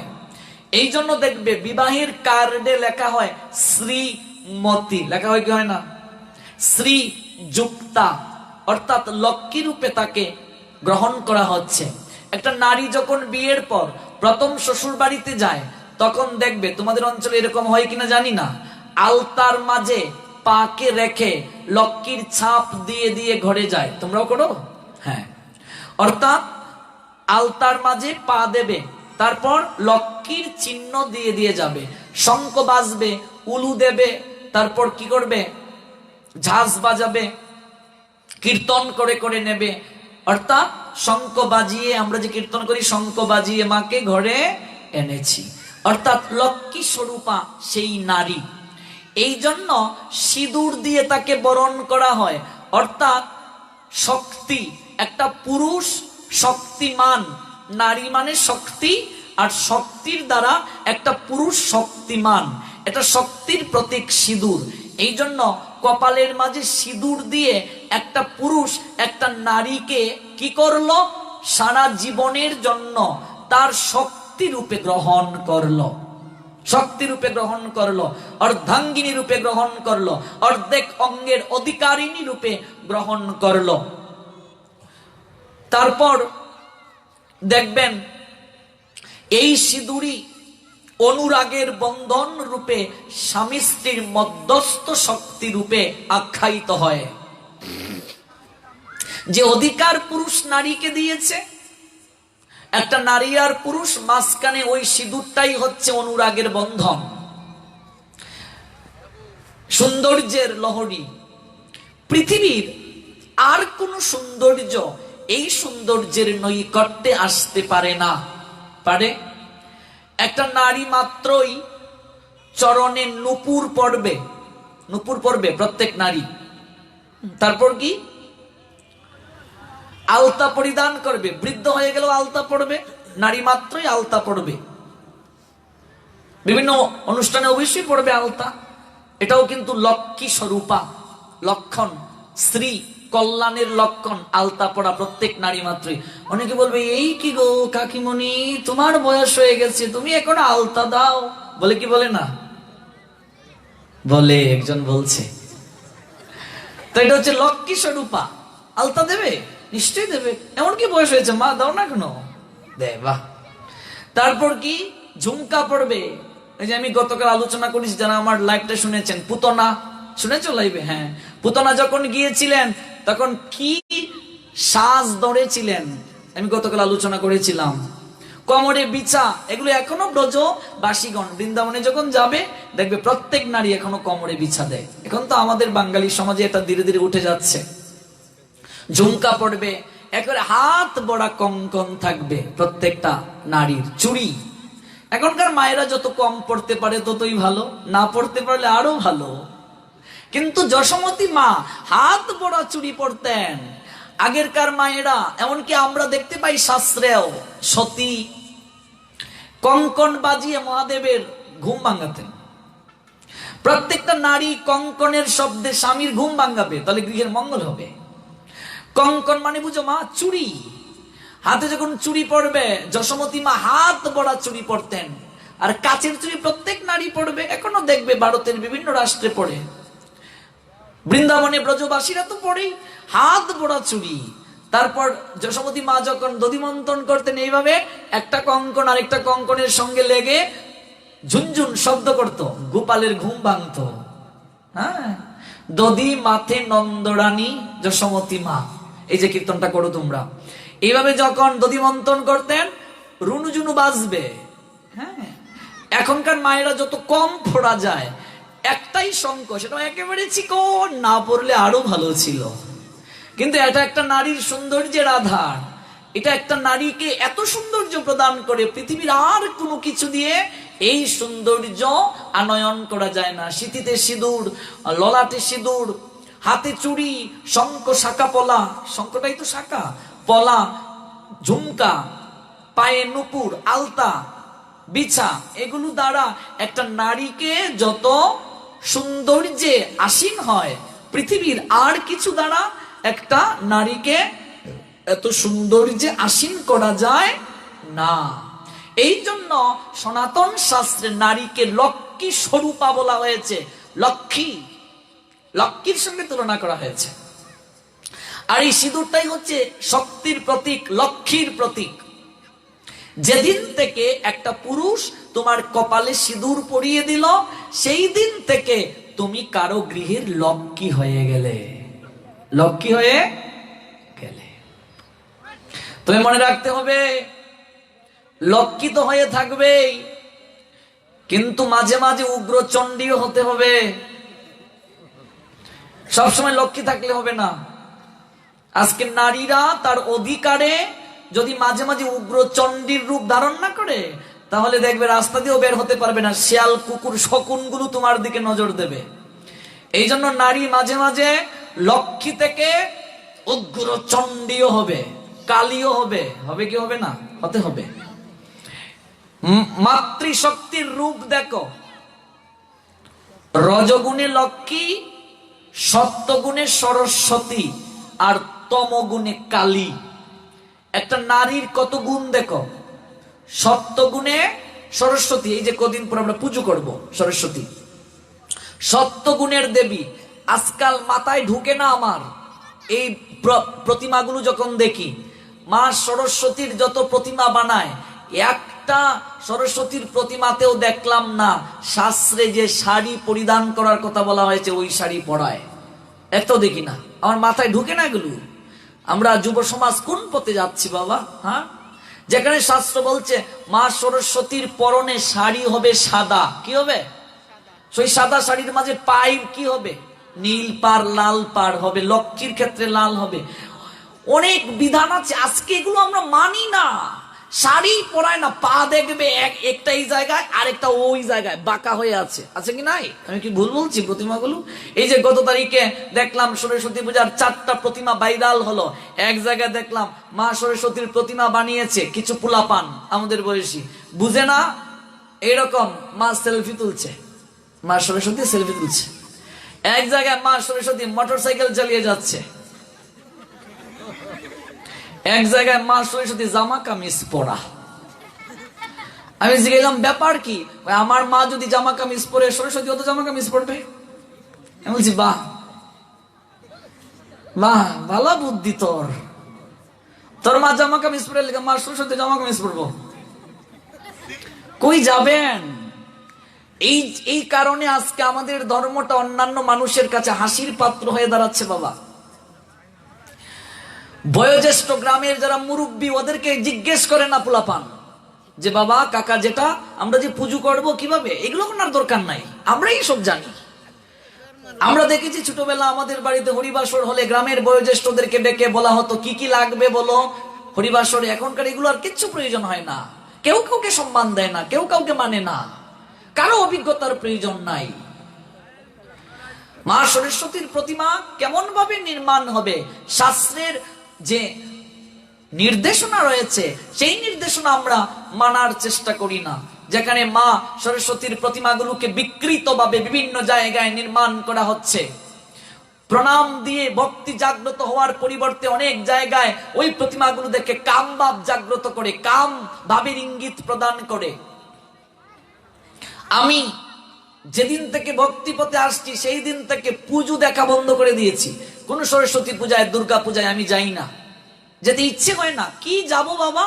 প্রত্যেকটা পূজার মণ্ডপে রাত্রে দেখবে গান বাজে, ডিজে ডিজে ডিজে বাজে, কি বাজে না? প্রত্যেকটা পূজার মণ্ডপে এই তারিখে তো এই গান বাজবই, বাবা তোমার দরবারে সব পাগলের মেলা, এটা বাজবে। আর কোন গান বাজুক আর না বাজুক এটা বাজবে। তারপর কাম কাম বেবি বাজবে, বাবু খাইছো, এটা বাজবে বাজবে। অন্যান্য ধর্মের মানুষেরা আমাদেরকে হাসি ঠাট্টা করে, কেন করে? আমরা সুযোগ করে দিচ্ছি। শাস্ত্র কিচ্ছুটি বুঝি না। একটা উদাহরণ দিচ্ছি, এই যে তোমাদের গ্রামের আমরা অতিথি, অতিথি অতিথি না অতিথি, এক রাত্রের জন্য এসেছি। এবার যে জায়গায় আমাদেরকে ঘুমাতে দেবে, ওই ঘুমানো কিংবা থাকার সামনে যদি ইয়া বড় বড় 2-3টা বক্স ফুল স্পিডে আমি কলকাতার রসগোল্লা এই সকল গান বাজাইয়া ডিজে ডিজে চালাতে শুরু করো, আমার ভালো লাগবে? আচ্ছা, ভালো লাগবে না। মা সরস্বতীকে তুমি আমন্ত্রণ করে আনছো, মনে রাখবে আমরা সনাতনীরা মূর্তি পূজা করি না। এই খটকাটা আজকে ভেঙে যাও। মূর্তি প্রতিমা এক নয়, মূর্তি পুতুল সদৃশ। সনাতনীরা পুতুল পূজা করে না, পুতুল পূজা করে না। হিন্দু কাঠ মাটি দিয়ে গড়া, মৃন্ময়ী মাঝে চিন্ময়ী হেরে হয়ে যায় আত্মহারা। ওই মৃন্ময়ী মূর্তির মাঝে যখন চিন্ময়ী মাকে আমন্ত্রণ করা হয়, মন্ত্রের মাধ্যমে আবাহন করা হয়, তখন সেই মৃন্ময়ী চিন্ময়ীতে রূপান্তরিত হয়ে যান। এটাকে প্রতিমা বলে। প্রতিমায় মাকে আমন্ত্রণ করলে, মূর্তিতে মা আমন্ত্রিত হয়ে প্রতিমায় রূপান্তরিত হলেন, মা আসলেন, মাকে আমন্ত্রণ করে আনলে। এবার যদি এই মায়ের সামনে এইভাবে এত বিট দিয়ে গান বাজাও, মার ভালো লাগবে? কথা বলেন না কেন? পোলাপান কথা বলেন না কেন? ভালো লাগবে? লাগবে না। আচ্ছা, ভালো লাগবে না। মাকে কেন আমরা পূজা করবো? এই তারিখে পুজো পিছিয়ে তিথির কারণে ফাল্গুনে চলে গেছে। ফাল্গুনে যে পূজা আসতেছে, মার পূজা কেন করব? বিদ্যা লাভের জন্য। বিদ্যা লাভের জন্যই তো পূজা করব। তাহলে মা কি আমাদেরকে বিদ্যা দেবে? পূজা শব্দের অর্থ কি? সন্তুষ্টি। তাহলে মাকে যদি সন্তুষ্ট না করো, মা কি আমাদেরকে কৃপা করবে? আমাদেরকে বিদ্যা দেবে না অভিশাপ দেবে? অভিশাপ দেবে। এই যে প্রত্যেকটা পূজার মণ্ডপ দেখলে মনে হয় নর্তকীর নর্তনশালার মতো। এমন ভাবে পূজার মণ্ডপগুলোর অবস্থা, যেখানে প্রত্যেকটা পূজার মণ্ডপগুলোতে, আমার আর বয়স কত, আমরাই ছোটবেলা দেখেছি আমাদের গ্রামে, আমাদের মামার বাড়িতে, আমাদের অঞ্চলে একটা দুর্গাপূজা হতো। সে কি আনন্দ! সন্ধ্যাবেলা আরতি প্রতিযোগিতা করা হতো, আমরা প্রতিযোগিতায় অংশগ্রহণ করতাম। ঢাক বাজিয়ে ধুন্দুলি নাচ, বুঝো গো? হ্যাঁ, আরতিতে ধুন্দুলি নাচ এরকম করা হতো। আর এখনকার বিভিন্ন পূজার মণ্ডপে সন্ধ্যাবেলা আরতির নামে ডিজে চলে, মদ খেয়ে অর্ধনগ্ন হয়ে কিংবা নগ্ন হয়ে মায়ের সামনে যেভাবে অশালীন ভাবে অঙ্গভঙ্গি করা হয়, আমি কি আমার গর্ভধারিণী মায়ের সামনে অর্ধনগ্ন হয়ে মদ খেয়ে এই সকল অশালীন গাছ, পাশ্চাত্যপন্থী হিন্দি গান বাজিয়ে নাচতে পারবো? তার মানে আমি কি বিশ্বাস করি এই প্রতিমাতে মা আছে? বিশ্বাস করি। হিন্দুরা কি বিশ্বাস করে প্রতিমায় কিংবা বিগ্রহে ভগবান আছেন কিংবা দেব দেবী আছেন? এটাকে আমরা বিশ্বাস করি? করি, নিশ্চয়ই করি। প্রতিমায় মা সরস্বতী, প্রতিমায় মা থাকেন, বিশ্বাস করি। যদি বিশ্বাস করে থাকি, তাহলে সেই প্রতিমার সামনে যখন অশালীন গান বাজাই, সেই প্রতিমার সামনে যখন আমরা হিন্দি গান বাজাই, এটা কেমন ধরনের মায়ের প্রতি শ্রদ্ধা জ্ঞাপন? এটা কেমন ধরনের মায়ের প্রতি ভালোবাসা জ্ঞাপন? এটা কেমন পূজা, যে পূজার নামে আজকে সমাজের বুকে এই সকল কার্য চলছে। সচেতন হও যুব সমাজ, মনে রাখবে পালাইবার পথ নাই, জম আছে পিছে, ডান্ডার বাড়ি একটা মিস পড়বে না। প্রত্যেকটা ক্রিয়ার পাশাপাশি বিপরীত প্রতিক্রিয়া আছে। আজকে আমরা ধর্মীয় প্রতিষ্ঠানে, ধর্মীয় মন্দিরগুলোতে পর্যন্ত, ধর্মীয় পূজা পার্বণে পর্যন্ত ভজন সঙ্গীত ছাড়া, ধর্মীয় গান ছাড়া আমরা আধুনিক গান বাজাই। লজ্জা হওয়া উচিত আমাদেরকে। আমাদের পূর্বপুরুষদের আদর্শ আমরা ভুলে গিয়ে আজকে আমরা কুলাঙ্গার হয়ে গেছি, যার কারণে অন্যান্য ধর্মের নিকটে আমাদের ভাব গাম্ভীর্য নষ্ট হচ্ছে, ছোট হচ্ছে। অথচ সনাতন ধর্ম এই স্বদেশ স্বজাতিকে মাথা উঁচু করে দাঁড়াবার শিক্ষা দিয়েছে। আজকে আমরা ভুলে গেছি সেই সকল তত্ত্ব। মা সরস্বতীর পরনে সাদা শাড়ি কেন, এই নিয়ে কেউ জানার চেষ্টা করে না। তার বাহন রাজহংস কেন, তা নিয়ে জানার চেষ্টা করে না। হাতে বীণা কেন, বীণায় কয়টা তার, এই নিয়ে কেউ জানার চেষ্টা করে না। পুস্তক কেন তার হাতে, এই নিয়ে কেউ জানার চেষ্টা করে না। অথচ আমরা মশগুল থাকি, ব্যস্ত থাকি কোন পূজার মণ্ডপ কত বেশি আনকমন হবে, কোন পূজার মণ্ডপে কত বেশি সাউন্ড আনা যায়। ভাগবত পাঠে, গীতা পাঠে দেখবেন কোন ক্রমে দায় ছাড়া হয়ে যাক, কোন ক্রমে একটা মুড়ির টিন বক্স আনলে হয়ে যাক, কিন্তু পূজা পার্বণে গায়ে হলুদের মঞ্চে সবচেয়ে হাই কোয়ালিটির সাউন্ড আনতে হবে। এই যে আমাদের মানসিকতা, যে মানসিকতার জন্য আজকে আমাদের এহেন দুর্গতি। আনন্দ করবে কিন্তু পূজার মণ্ডপে নয়। অন্যান্য গান বাজিয়ে নাচতে চাও, তোকে নাচতে কে নিষেধ করেছে? গায়ে হলুদে নাচ, বিবাহের মণ্ডপে নাচ, হ্যাঁ, তখন আনন্দ কর, কিন্তু পূজার মণ্ডপে কেন নাচবে? কেন সনাতন সংস্কৃতির নামে কালিমা লেপন করছিস? আজকে আমাদের অভিভাবকরা নিজেরাও আমরা একেবারে অধপতিত। এই জন্যই তো বলছি বীজ যেমন ফসল তেমন, এই জন্যই তো বলি জমি যেমন ফসল তেমন।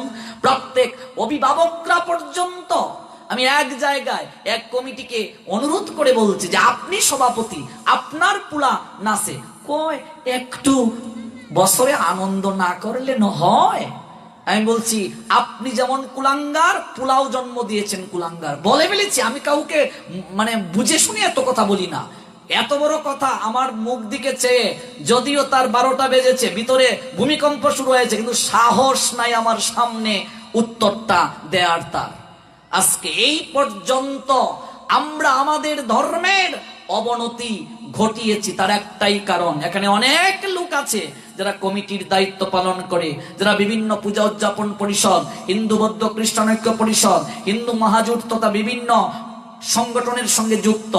আমরা কতজন কমিটির লোকেরা এ ধরনের উদ্যোগ নিয়েছি যে আমাদের গ্রামে কিংবা আমাদের ইউনিয়নে যতগুলো পূজা হবে, আমরা পূজার মণ্ডপগুলোতে কখনো ধর্মীয় আচারের বিরুদ্ধে কার্য করব না। নিয়েছি দায়িত্ব, সন্তানদেরকে বুঝিয়েছি যে বাবা এই পূজাতে এগুলো করা সাজে না।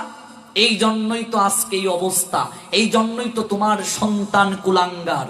বাপ যদি সিগারেট খেয়ে সন্তানকে বলে আজ থেকে সিগারেট খেও না, সন্তান মানবে না, বলবে তুমি খাও, আমাকে কেন বলো?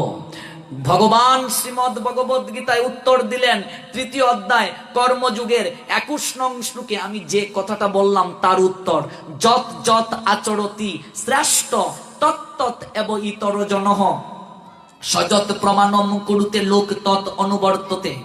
ভগবান বলছেন শ্রেষ্ঠ ব্যক্তিগণ যাহা আচরণ করেন, অপর সাধারণ জন তাকে অনুকরণ করেন, তিনি যা জগতের বুকে প্রমাণ করে যান, অপর সাধারণ জন তাকে অনুসরণ করেন।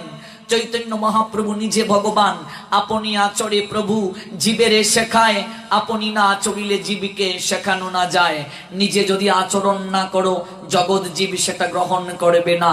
আমি প্রত্যেক আমার বয়সী ছেলে মেয়েদের কাছে অনুরোধ করে যাচ্ছি, পূজার মণ্ডপে কখনো ভজন সঙ্গীত ছাড়া অন্য কোনো গান বাজাবে না। মা সরস্বতীর কৃপা পাওয়ার পরিবর্তে অভিশাপ পাবে। মনে রাখবে, দুর্গা পূজায় অশালীন গান বাজাবে। মা দুর্গার নাম যেমন দুর্গতি নাশিনী, তেমনি মা দুর্গার আরেকটা নাম রয়েছে দুর্গতি দায়িনী। মার পূজা করি দুর্গতি নাশের জন্য, কিন্তু মনে রাখবে যদি অনিয়ম করো, মা 10 হাতে যেমন দিতে জানে, নিতেও জানে। ডান্ডার বাড়ি একটা মিস পড়বে না। মা সরস্বতী শুধু বিনা বাজিয়ে গান বাজাতে পারে তা নয়, ওই গানের তালে যদি মিস হয় দণ্ডও দিতে জানে। এটা আমরা জানি না, আমরা ভুলে গেছি। এই মা সরস্বতীর হাতের বিনায় তার কয়টা জানো? 9টা তার। ওই 9টা তার মানে নববিধা ভক্তির প্রতীক। আজকে আমরা এগুলো জানি না। ওই সরস্বতীর তত্ত্ব মহিমা নিয়ে যদি আমরা আলোচনা করি, আমার সুজাতপুর সরস্বতী পূজা উপলক্ষে 3 দিন পাঠ আছে। বানিয়াচং উপজেলা সুজাতপুর গ্রামে সরস্বতী পূজা উপলক্ষে 3 দিন পাঠ। অনলাইনে যারা যুক্ত আছেন তারা অবশ্যই এই পুজো নিয়ে অনেক আলোচনা শুনবেন। আমি প্রত্যেক অভিভাবকের কাছেই অনুরোধটা রেখে যাচ্ছি, আপনারা আপনাদের সন্তান দিগকে নিজের ধর্মীয় সংস্কৃতির শিক্ষা দেন, কৃষ্টির শিক্ষা দেন। পড়াশোনার পাশাপাশি ধর্মীয় শিক্ষা প্রদান করুন, তাহলে আপনিও হতে পারবেন আদর্শ কোনো পিতা, আপনিও হতে পারবেন কোনো আদর্শ মা। আজকে সমাজে এটার বড় অভাব। বলছিলাম সেই কথা, শক্তির কথা। নারী শক্তি, তার কপালের সিঁদুর শক্তির প্রতীক। 5 জায়গায় নারীরা সিঁদুর পরিধান করবে। কয় জায়গায়? 5 জায়গায়। 5 জায়গায় সিঁদুর পরার 5টা মন্ত্র আছে। প্রথম সিঁথিতে ওম কৃষ্ণায় নমঃ, ঠিক আছে। তারপর দেবে কপালে ওম কেশবায় নমঃ। তারপর দেবে কণ্ঠে ওম গোবিন্দায় নমঃ। তারপর দেবে শঙ্কে, এই অঙ্গুল দিয়ে প্রথম স্পর্শ করবে ওম মধুসূদনায় নমঃ, তারপর এই অঙ্গুলে স্পর্শ করবে, ওম মধুসূদনায় নমঃ, শঙ্খের মুখ আছে না এখানে দেবে, তারপর দুটো শঙ্খকে এরকম স্পর্শ করবে, স্পর্শ করে সিতিতে স্পর্শ করবে, একটা ধ্যান মন্ত্র বলবে, শিরভূষণ সিন্দুরম ভর্তুরায়ু বিবর্ধনম সর্বারত্নাকরম দিব্যম সিন্দুরম প্রতিগৃহ্যতাম। এই হচ্ছে ধ্যান মন্ত্র। 5 জায়গায় সিঁদুর আমরা 4 জায়গায় পেয়েছি। এক হচ্ছে কি সিতিতে, এক কপালে, এক কণ্ঠে, এক শঙ্কে, আর এক জায়গা হচ্ছে শাড়ির আঁচলে। কোথায়? আঁচলে। আঁচলে ওম মাধবায় নমঃ। এক জায়গায় আমাকে এক মা প্রশ্ন করেছে, আমরা যারা মেক্সি পড়ি আমরা কি কোথায় দেব? প্রশ্ন দিতে পারে না? শাস্ত্র তো বলছে শাড়ির আসলে সিঁদুর দিতে হয়, তুমি মেক্সি পড়ো, তুমি কি করবা? মেক্সি দিতে দিলেই শাড়ির আঁচলে তো দেওয়ার কথা বলছে, মেক্সি পড়লে কি করবা? মেক্সির ফিতায় ওম মাধবায় নমঃ। এই 5 জায়গায় সিঁদুর পড়বে। এই যে শঙ্খ সিঁদুর, তারপর একটা চুড়ি ছিল মা, এখনকার মায়েরা অনেকেই পড়ে না, লোহা দিয়ে তামাশি পড়ো, বা ভেরি গুড। এটা হচ্ছে তমগুণের প্রতীক, শঙ্খ হচ্ছে সত্যগুণের প্রতীক, সিঁদুরটা হচ্ছে রজগুণের প্রতীক, এটাকে সাবিত্রীর চুড়িও বলা হয়। এটা হচ্ছে তমগুণের প্রতীক। মেয়েদের ফিজিক্যালি প্রবলেম হলে, শারীরিক সমস্যা হলে 3টা উপাদান শরীর থেকে বের হয়ে যায়, মেডিকেল সায়েন্স বলছে। একটা হচ্ছে ক্যালসিয়াম, একটা মার্কারি, একটা হচ্ছে আয়রন। এই 3টা উপাদান শরীর থেকে বের হয়। আমাদের মেডিকেল সায়েন্স বলছে কেউ যদি ক্রমাগত এইগুলো পরিধান করে, ওই চুড়ি, তারপর হচ্ছে শঙ্খ, তারপর হচ্ছে সিঁদুর, তাহলে আমরা সায়েন্সে দেখতে পাই শঙ্খের মাঝে ক্যালসিয়াম থাকে, তারপর হচ্ছে সিঁদুরের মাঝে মার্কারি থাকে, মার্কারি কিংবা পারদ, আর লোহার মাঝে আয়রন থাকে। এই 3টা যদি ক্রমাগত পড়ো তাহলে ওই ঘাটতিটা আপনা থেকেই পূরণ হয়ে যায়। দেখো আমাদের সায়েন্স, তার সঙ্গে ধর্মের কি সম্পৃক্ততা। তাছাড়া শঙ্খ থেকে অনেক রোগের ঔষধ তৈরি করা হয়, সিঁদুর অনেক রোগের ঔষধে ব্যবহার হচ্ছে। এখন দেখবেন নাভির মাঝে এক ধরনের পুক হয়, চুলকায়, সিঁদুর যদি দাও কমে যায় অনেকটা।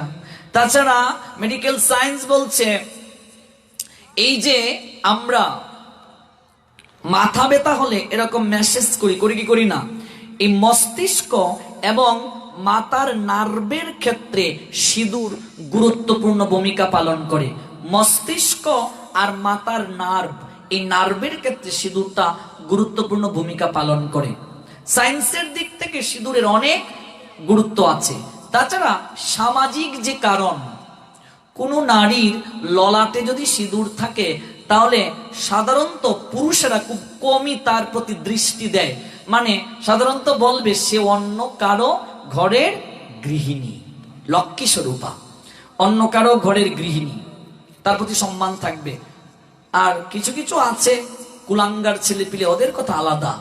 আজকে নোয়াখালীতে দেখো মায়ের বয়সী মহিলা পর্যন্ত নিরাপদ হলো না, নিশ্চয়ই দেখেছো, শুনেছো এই কথাগুলো ইউটিউবে। এই যে নোয়াখালীর বেগমগঞ্জে আমার বয়সী ছেলে মায়ের বয়সী একটা মহিলাকে পর্যন্ত ধর্ষণ করলো। আজকে 6 বছরের বাচ্চা থেকে 80 বছরের বৃদ্ধা পর্যন্ত এই রঙ্গবড়া বঙ্গদেশে, স্বাধীন সার্বভৌম বাংলাদেশে নিরাপদ নয়। ভারতেও থাকাও, বিভিন্ন দেশে থাকাও, সব জায়গায় ধর্ষণ বাড়ছে। এটা কলির প্রভাব। কলিতে নারীর সম্ভ্রম নষ্ট সবচেয়ে বেশি হবে, নারীকে সবচেয়ে বেশি অমর্যাদা করা হবে। এই জন্য মহাভারতে ভগবান কৃষ্ণ দেখিয়ে দিলেন, নারীর কাপড় যারা টানবে এই জগতের বুকে তাদেরকে সবচেয়ে বেশি কঠিন শাস্তি দিয়ে মৃত্যু দেয়া হবে। দুঃশাসনের মৃত্যুটা কিভাবে হলো? কত কষ্ট দিয়ে। মহাভারতে যাদের মৃত্যু হয়েছে সবচেয়ে বেশি কষ্ট দিয়ে মৃত্যু দেয়া হয়েছে দুঃশাসনকে। কেন? কারণটা কি? কারণ নারীর কাপড় ধরে টানছিল বলে। নারীর প্রতি যদি কেউ অবহেলা করে, অমর্যাদা করে, তার মৃত্যু এইভাবে হবে, এইভাবে তার মৃত্যু হবে। এই জন্য নারীকে সম্মান দিতে হবে, নারীকে শ্রদ্ধা করতে হবে। আমাদের শাস্ত্রে নারীকে দেবীর সম্মান দিয়েছে। আমরা কুমারী পূজা করি, করি কি করি না? নারীকে দেবীর মর্যাদা দিয়েছে আমাদের শাস্ত্র। এই নারীর জীবনের পূর্ণতা মাতৃত্বে মাতৃত্বের পূর্ণতা সন্তানকে ভক্ত করার মাঝে, আদর্শ সন্তান করার মাঝে। তাই কুন্তী পরন্ত বিকেল বেলা সূর্যের অস্ত দর্শন দেখে। হ্যাঁ, দর্শন মানেই তো দেখা। দর্শনটা যখন হৃদয়ে আসলো, তখন হৃদয় মাঝে এক অপ্রাকৃত আনন্দ, পরমানন্দ উদিত হলো। আহারে, এত সুন্দর হ্যাঁ এই দৃশ্য, অনিন্দময় দৃশ্য। পরদিন প্রভাতে আবার সূর্য উদিত ভাবটা তিনি দর্শন করছেন। যদিও সূর্য কখনো উদিতও হয় না, অস্তও যায় না। মেডিকেল সায়েন্স বলছে যেহেতু ঘুরছে, পৃথিবীটা ঘুরছে, একদিকে ছায়া পড়ছে, একদিকে আলো। এগুলো নিশ্চয়ই আপনারা জানেন, আমরা সেই সায়েন্সের ব্যাখ্যা যাচ্ছি না। তো এই জন্য কুন্তী যখন এই অপ্রাকৃত দৃশ্য দর্শন করলেন, তখন সূর্য নারায়ণের প্রতি এক অন্যরকম তার ভালোবাসা, এক অন্যরকম শ্রদ্ধা, এক অন্যরকম ভক্তি জাগ্রত হয়ে গেল। তখন ওই যে দুর্বাসা তাকে একটা মন্ত্র দিলেন, মন্ত্রটা উচ্চারণ করতে চাইলেন। ভাবলেন, দুর্বাসা বললেন যে দেবতাকেই তিনি আমন্ত্রণ করবেন, সেই দেবতা তার কাছে আবির্ভূত হতে বাধ্য থাকবেন। কুন্তী ভাবলেন, দেখি তো দুর্বাসা মুনি যে আমাকে বর দিয়েছিলেন, বরটা ঠিক আছে কিনা। আমি সূর্য নারায়ণকে একটু আমন্ত্রণ করব, সূর্য নারায়ণ আমার কাছে আবির্ভূত হন কিনা। দুর্বাসা যাওয়ার সময় কুন্তীকে একটা কথা বলে গিয়েছিলেন, হে পুত্রী, অধৈর্য হয়ে এই মন্ত্র কখনো তুমি পাঠ করিও না। যদি অধৈর্য হয়ে এই মন্ত্র তুমি পাঠ করো, তাহলে হিতে তোমার বিপরীত হয়ে যাবে।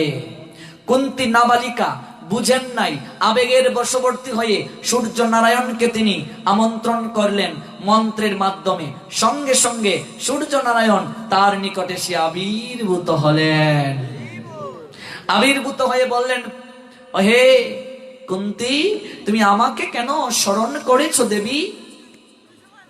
অবাক হয়ে গেল সূর্যের তেজ দেখে, প্রভা, সুকান্তময়তা দর্শন করে ভীত হয়ে গেল। ভয় পেও না কুন্তী, আমাকে কেন আমন্ত্রণ করেছ?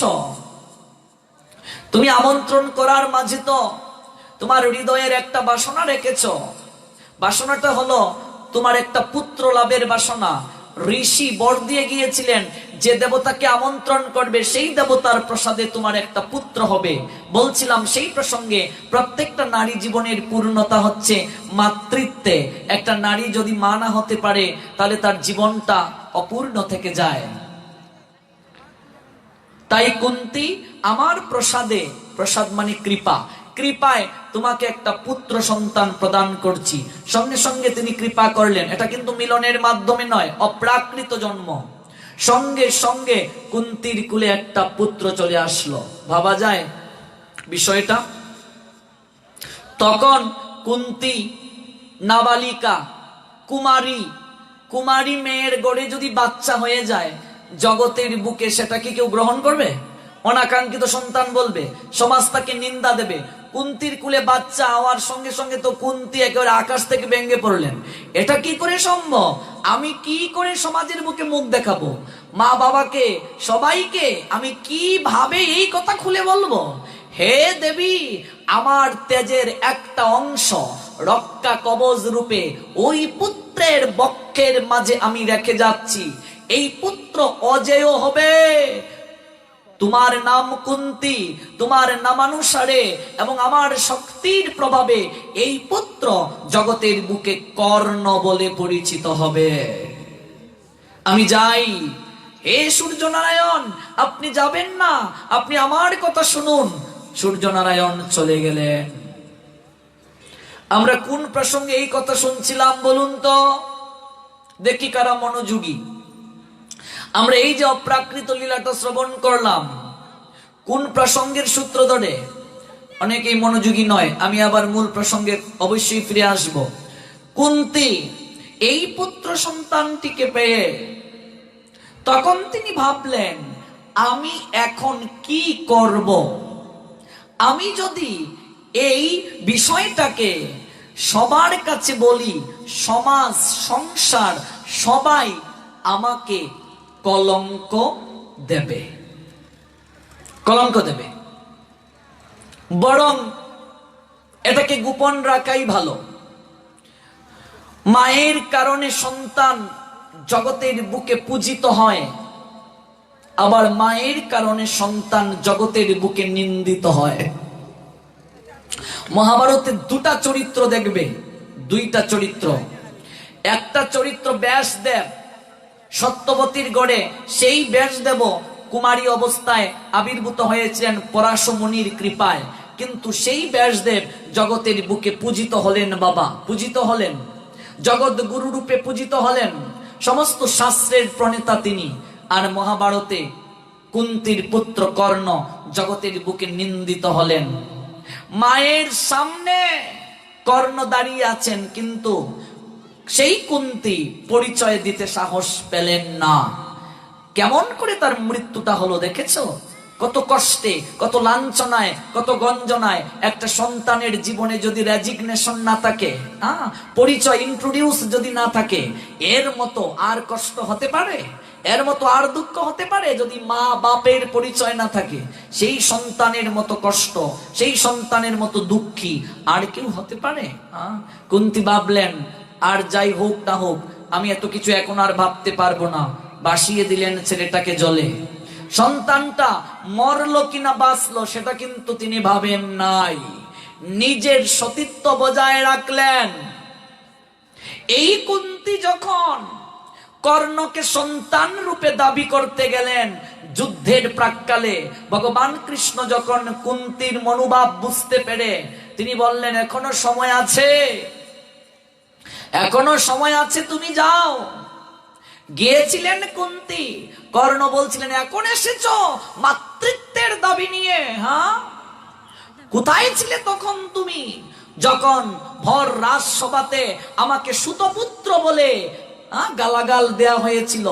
ভর রাজসভাতে যখন আমাকে যুদ্ধে অংশগ্রহণের জন্য সুযোগ দেয়া হয় নাই, তখন দুর্যোধন আমাকে মিত্র বলে গ্রহণ করে আমাকে অধিকার দিয়েছিল। কিন্তু কর্ণ ভুলে গিয়েছিলেন, বা তার হৃদয়ে মাঝে এই ধারণা তখন জাগে নাই, দুর্যোধন তাকে মিত্র রূপে গ্রহণ করে পুরো সুত সমাজের জন্য কিন্তু তাকে শিক্ষণীয় কিছু দান করেন নাই। কেবলমাত্র কর্ণের মাঝে প্রতিভা ছিল, সেই প্রতিভাটাকে কাজে লাগিয়ে অর্জুনের বিপক্ষে দাঁড় করানোর জন্যই কেবল দুর্যোধন এই সুযোগটা দিয়েছিল। কর্ণের মাঝেও কিন্তু সৎ গুণ ছিল। অনেকেই কিন্তু বলতে পারেন নাই কোন প্রসঙ্গ থেকে গিয়েছি, মানে মনোযোগের অভাব।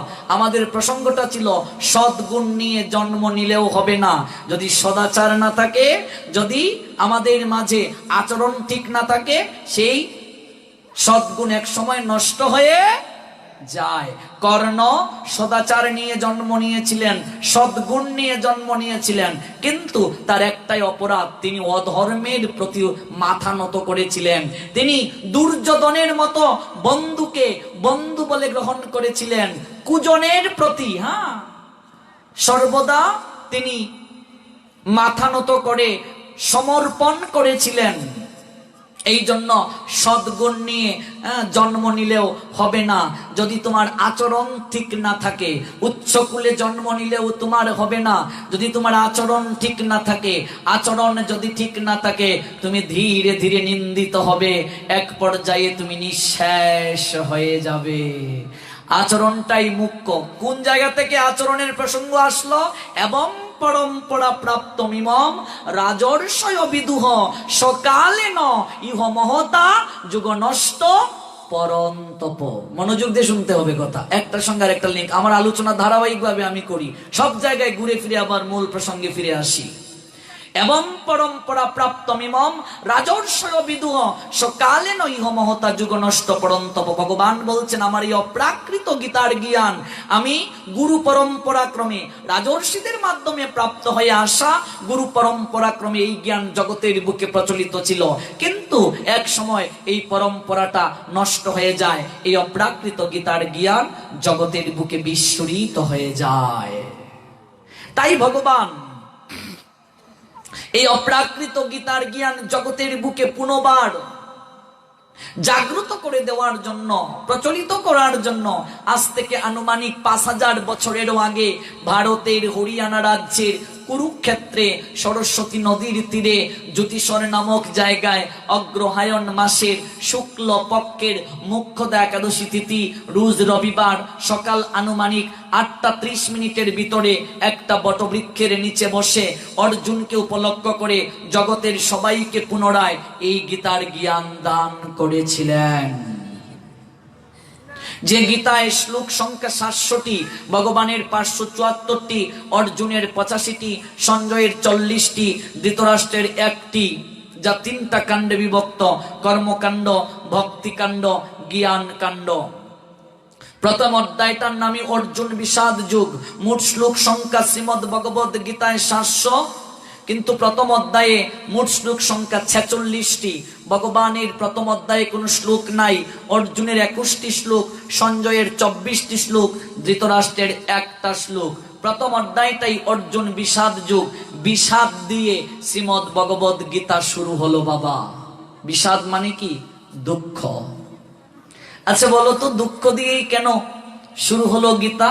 তার কারণ হলো আমাদের জীবন দুঃখে ভরা। এমন কোনো মানুষ নাই বাবা যে বলতে পারবে না তার জীবনে দুঃখ নাই। কেউ কি আছো দুঃখ ছাড়া? একটাবার হাত তুলো, আমি একটু পা স্পর্শ করে প্রণাম দিতে চাই। কেউ নাই? দুঃখ আছে তোমা? আমরা হগলি এক দলের লোক। বল মার একটা দুঃখ আছে। এই জগতের বুকে কেউ আসুনি বাবাজিরার মাঝে সুখী, কোনো দুঃখ নাই। বল এই লাগে এত মিল আপনার লগে আমারও। সবাই আমরা এক দলের লোক। উপনিষদ বলে দিলেন জগতের বুকে কেউ সুখী না।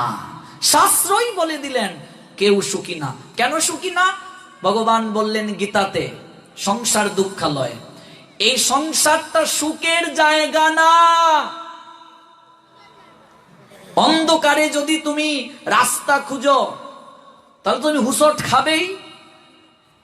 এই সংসারে এসে কেউ যদি সুখ লাভের চেষ্টা করে, শাস্ত্র বলছে সে মূর্খ, সে অজ্ঞ। সংসার সুখের জায়গা না।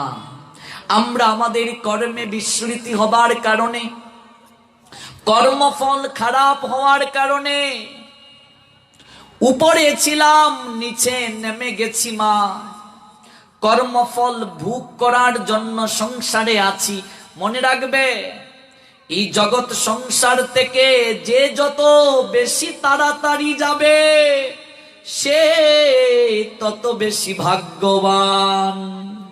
সংসারে যে যতদিন থাকবে সেই মূলত নরক যন্ত্রণা ভোগ করছে। নরক মানে মরার পরে শুধু নরক না গো, এই জগতেই নরক। ওই নরকের প্রতিচ্ছবি। 3টা দুঃখ, 3টা নরক যন্ত্রণা: আধ্যাত্মিক, আদি ভৌতিক, আদি দৈবিক। গিয়ে দেখো, কেউ শারীরিক দিক থেকে অসুস্থ, কেউ মানসিক দিক থেকে অসুস্থ। কোনো না কোনো দুঃখ, কোনো না কোনো সমস্যা লেগেই আছে। আর যদি কর্মফল খারাপ হওয়ার কারণে বিছানায় যদি পড়ে যায় তাহলে তো আর বলাই লাগে না গো। সংসারে আমার আমার আমার করতে করতে সারা জীবন কাটিয়ে দিলাম। শুধু শুনি, কেউ কারো নয়, অনুভবে আনি না। অনুভব আসবে। 3 দিন বিছানায় পড়ো, তারপর বুঝবে 4তম দিনের দিন। আদরের সন্তান যাকে পেটে ধরেছ, মুখে না তুলে তুমি নিজে খাও না, তাকে না খাইয়ে খাও না, রাস্তায় দাঁড়িয়ে থাকো কখন সন্তানটা আসবে। ওই সন্তানটাই বড়বে, একেশ পাকবে যেদিন তোমার, দাঁত যেদিন নড়বে, সম্বল যেদিন তোমার লাঠি হবে, পুত্র পরিজন সকলে বলবে এ জঞ্জাল মরলেই বাঁচি, মরলেই বাঁচি। এই জন্য বলছেন ওরে সময় থাকতে ভক্তের সঙ্গ ধরো। সময়ের কাজ সময়ে না করলে হবে না গো। সময়ের কাজ সময়ে না করলে হবে না। যদি বলো এখনো সময় হয় নাই, আর একটু পরে করব, একটু বয়স হয়ে গেলে করব, সাধন ভজন বয়স হয়ে গেলে হয় না গো। তাহলে ভগবান কৃষ্ণ অর্জুনের কেন রথের সারথি হলেন? মাময়িম বিশ্বেরও তো রথের সারথি হতে পারতেন। ভগবান কৃষ্ণ অর্জুনের রথের সারথি কেন হলেন? যুধিষ্ঠিরের তো হতে পারতেন। এত এত যোদ্ধা থাকতে অর্জুনের কে রথের সারথি হয়ে ভগবান আসলেন। কারণ কি? কারণ অর্জুন ভগবান কৃষ্ণের প্রতি আনুগত্যশীল হলো, যুক্ত ছিল। যুক্ত থাকলেই মুক্ত মিলে গো, যুক্ত না থাকলে কৃপা হবে না। ভগবান নিজে বলছেন, আমি তোমাকে এই অপ্রাকৃত গীতার জ্ঞান দিচ্ছি। কেন জানো? সেই সনাতন যুগ তোমাকে কেন দিচ্ছি? The very ancient science of the relationship with the supreme is today told by me to you, because you are my extreme intimate, extreme pal, extreme fellow, extreme commemorator, extreme ibar, extreme devotee, extreme friend, as well as my intimate, and can therefore understand the transcendental mystery of the science. তাছাড়া ভগবান আরো বলছেন, ইদম তুতে গুজ্জতমম প্রবস্ক্যামি অনসুবে জ্ঞানম বিজ্ঞানম সহিতম যদ্গত্তা মোক্ষস্য অশুভাং। ভগবান আরো বলছেন, স এব অয়ম ময়াতে অদ্য যুগ প্রুক্ত পুরাতন ভক্ত অসীমে সকা চৈতি রহস্যম হিয়াত উত্তমম। এই অপ্রাকৃত গীতার জ্ঞান আমি তোমাকে দান করছি, কারণ তুমি তা সনাতন যুগ। তোমাকে বলার কারণ তুমি আমার ভক্ত, আমার সখা। তুমি এই বিজ্ঞানের অতি রহস্যকে উপলব্ধি করার যোগ্যতা রাখো, তাই তোমাকে বললাম। ভগবানের যদি ভক্ত অর্জুন না হতেন, সবাই ভক্ত ছিল কিন্তু অর্জুনের মতো ভক্ত কেউ না, এই জন্য ভগবান তার রথের সারথি হলেন।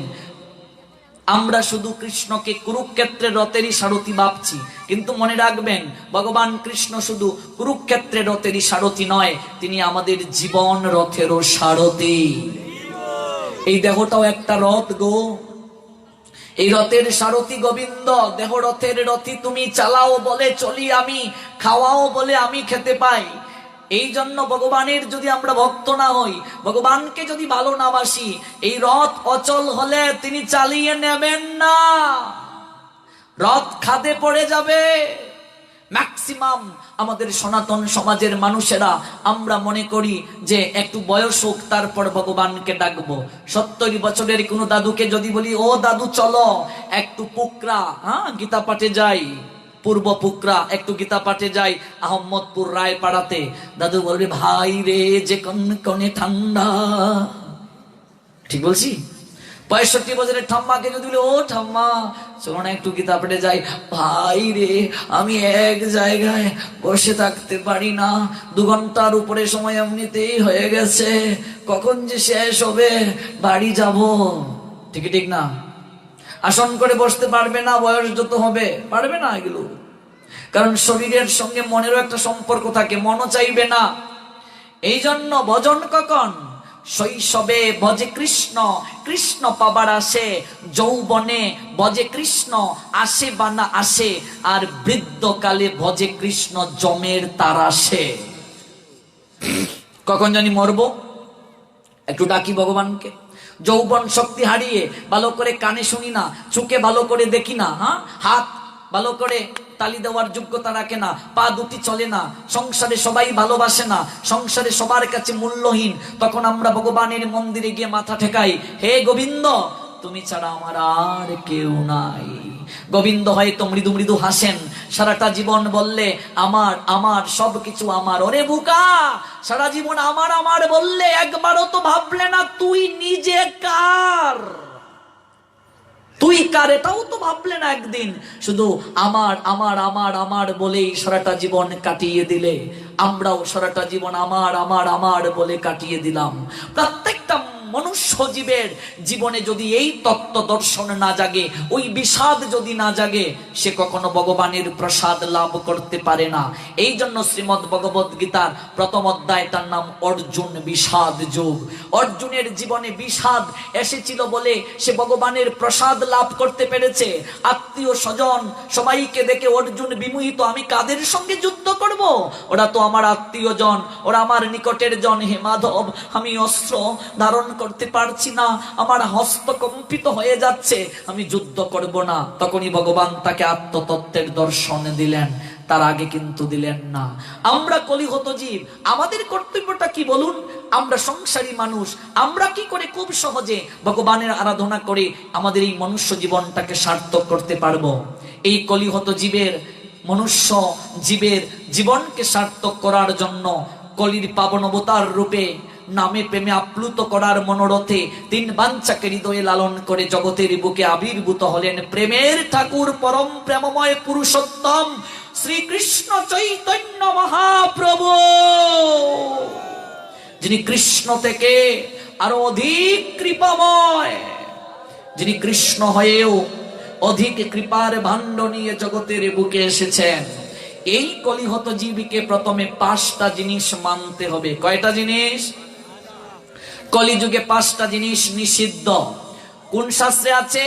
ব্রহ্মবৈবর্ত পুরাণ। নাম্বার 1, কলিযুগের মানুষেরা অশ্বমেধ যজ্ঞ করতে পারবে না। কি করতে পারবে না? অশ্বমেধ যজ্ঞ। ঘোড়াকে যজ্ঞে আহুতি দিয়ে এক সময় এই অনুষ্ঠান করা হতো, কিন্তু কলিহত জীবের পক্ষে তা সম্ভব নয়, করবে না। 2, গুমেধ যজ্ঞ। বৃদ্ধা গাভীকে যজ্ঞে আহুতি দিয়ে মন্ত্রের মাধ্যমে ঋষিগণ তাকে যৌবন দিতে পারতেন। গুমেধ যজ্ঞ, এটা কলিযুগে নিষেধ। 3 নম্বর, দেবরের দ্বারা সন্তান উৎপাদন, কলিযুগে নিষেধ। আমরা মহাভারতে দেখতে পাই নিয়োগ পদ্ধতি ছিল, স্বামী মারা গেলে দেবর কিংবা বাসুরের মাধ্যমে সন্তান উৎপাদনের প্রক্রিয়া ছিল, কিন্তু এটা কলিযুগে সম্ভব নয়। আমরা কলিহত জীব, আমাদেরকে এটা অবশ্যই নিষেধ করেছেন শাস্ত্র।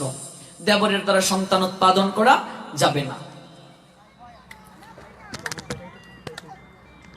আগেই তো করতে চাচ্ছিলে, দাও।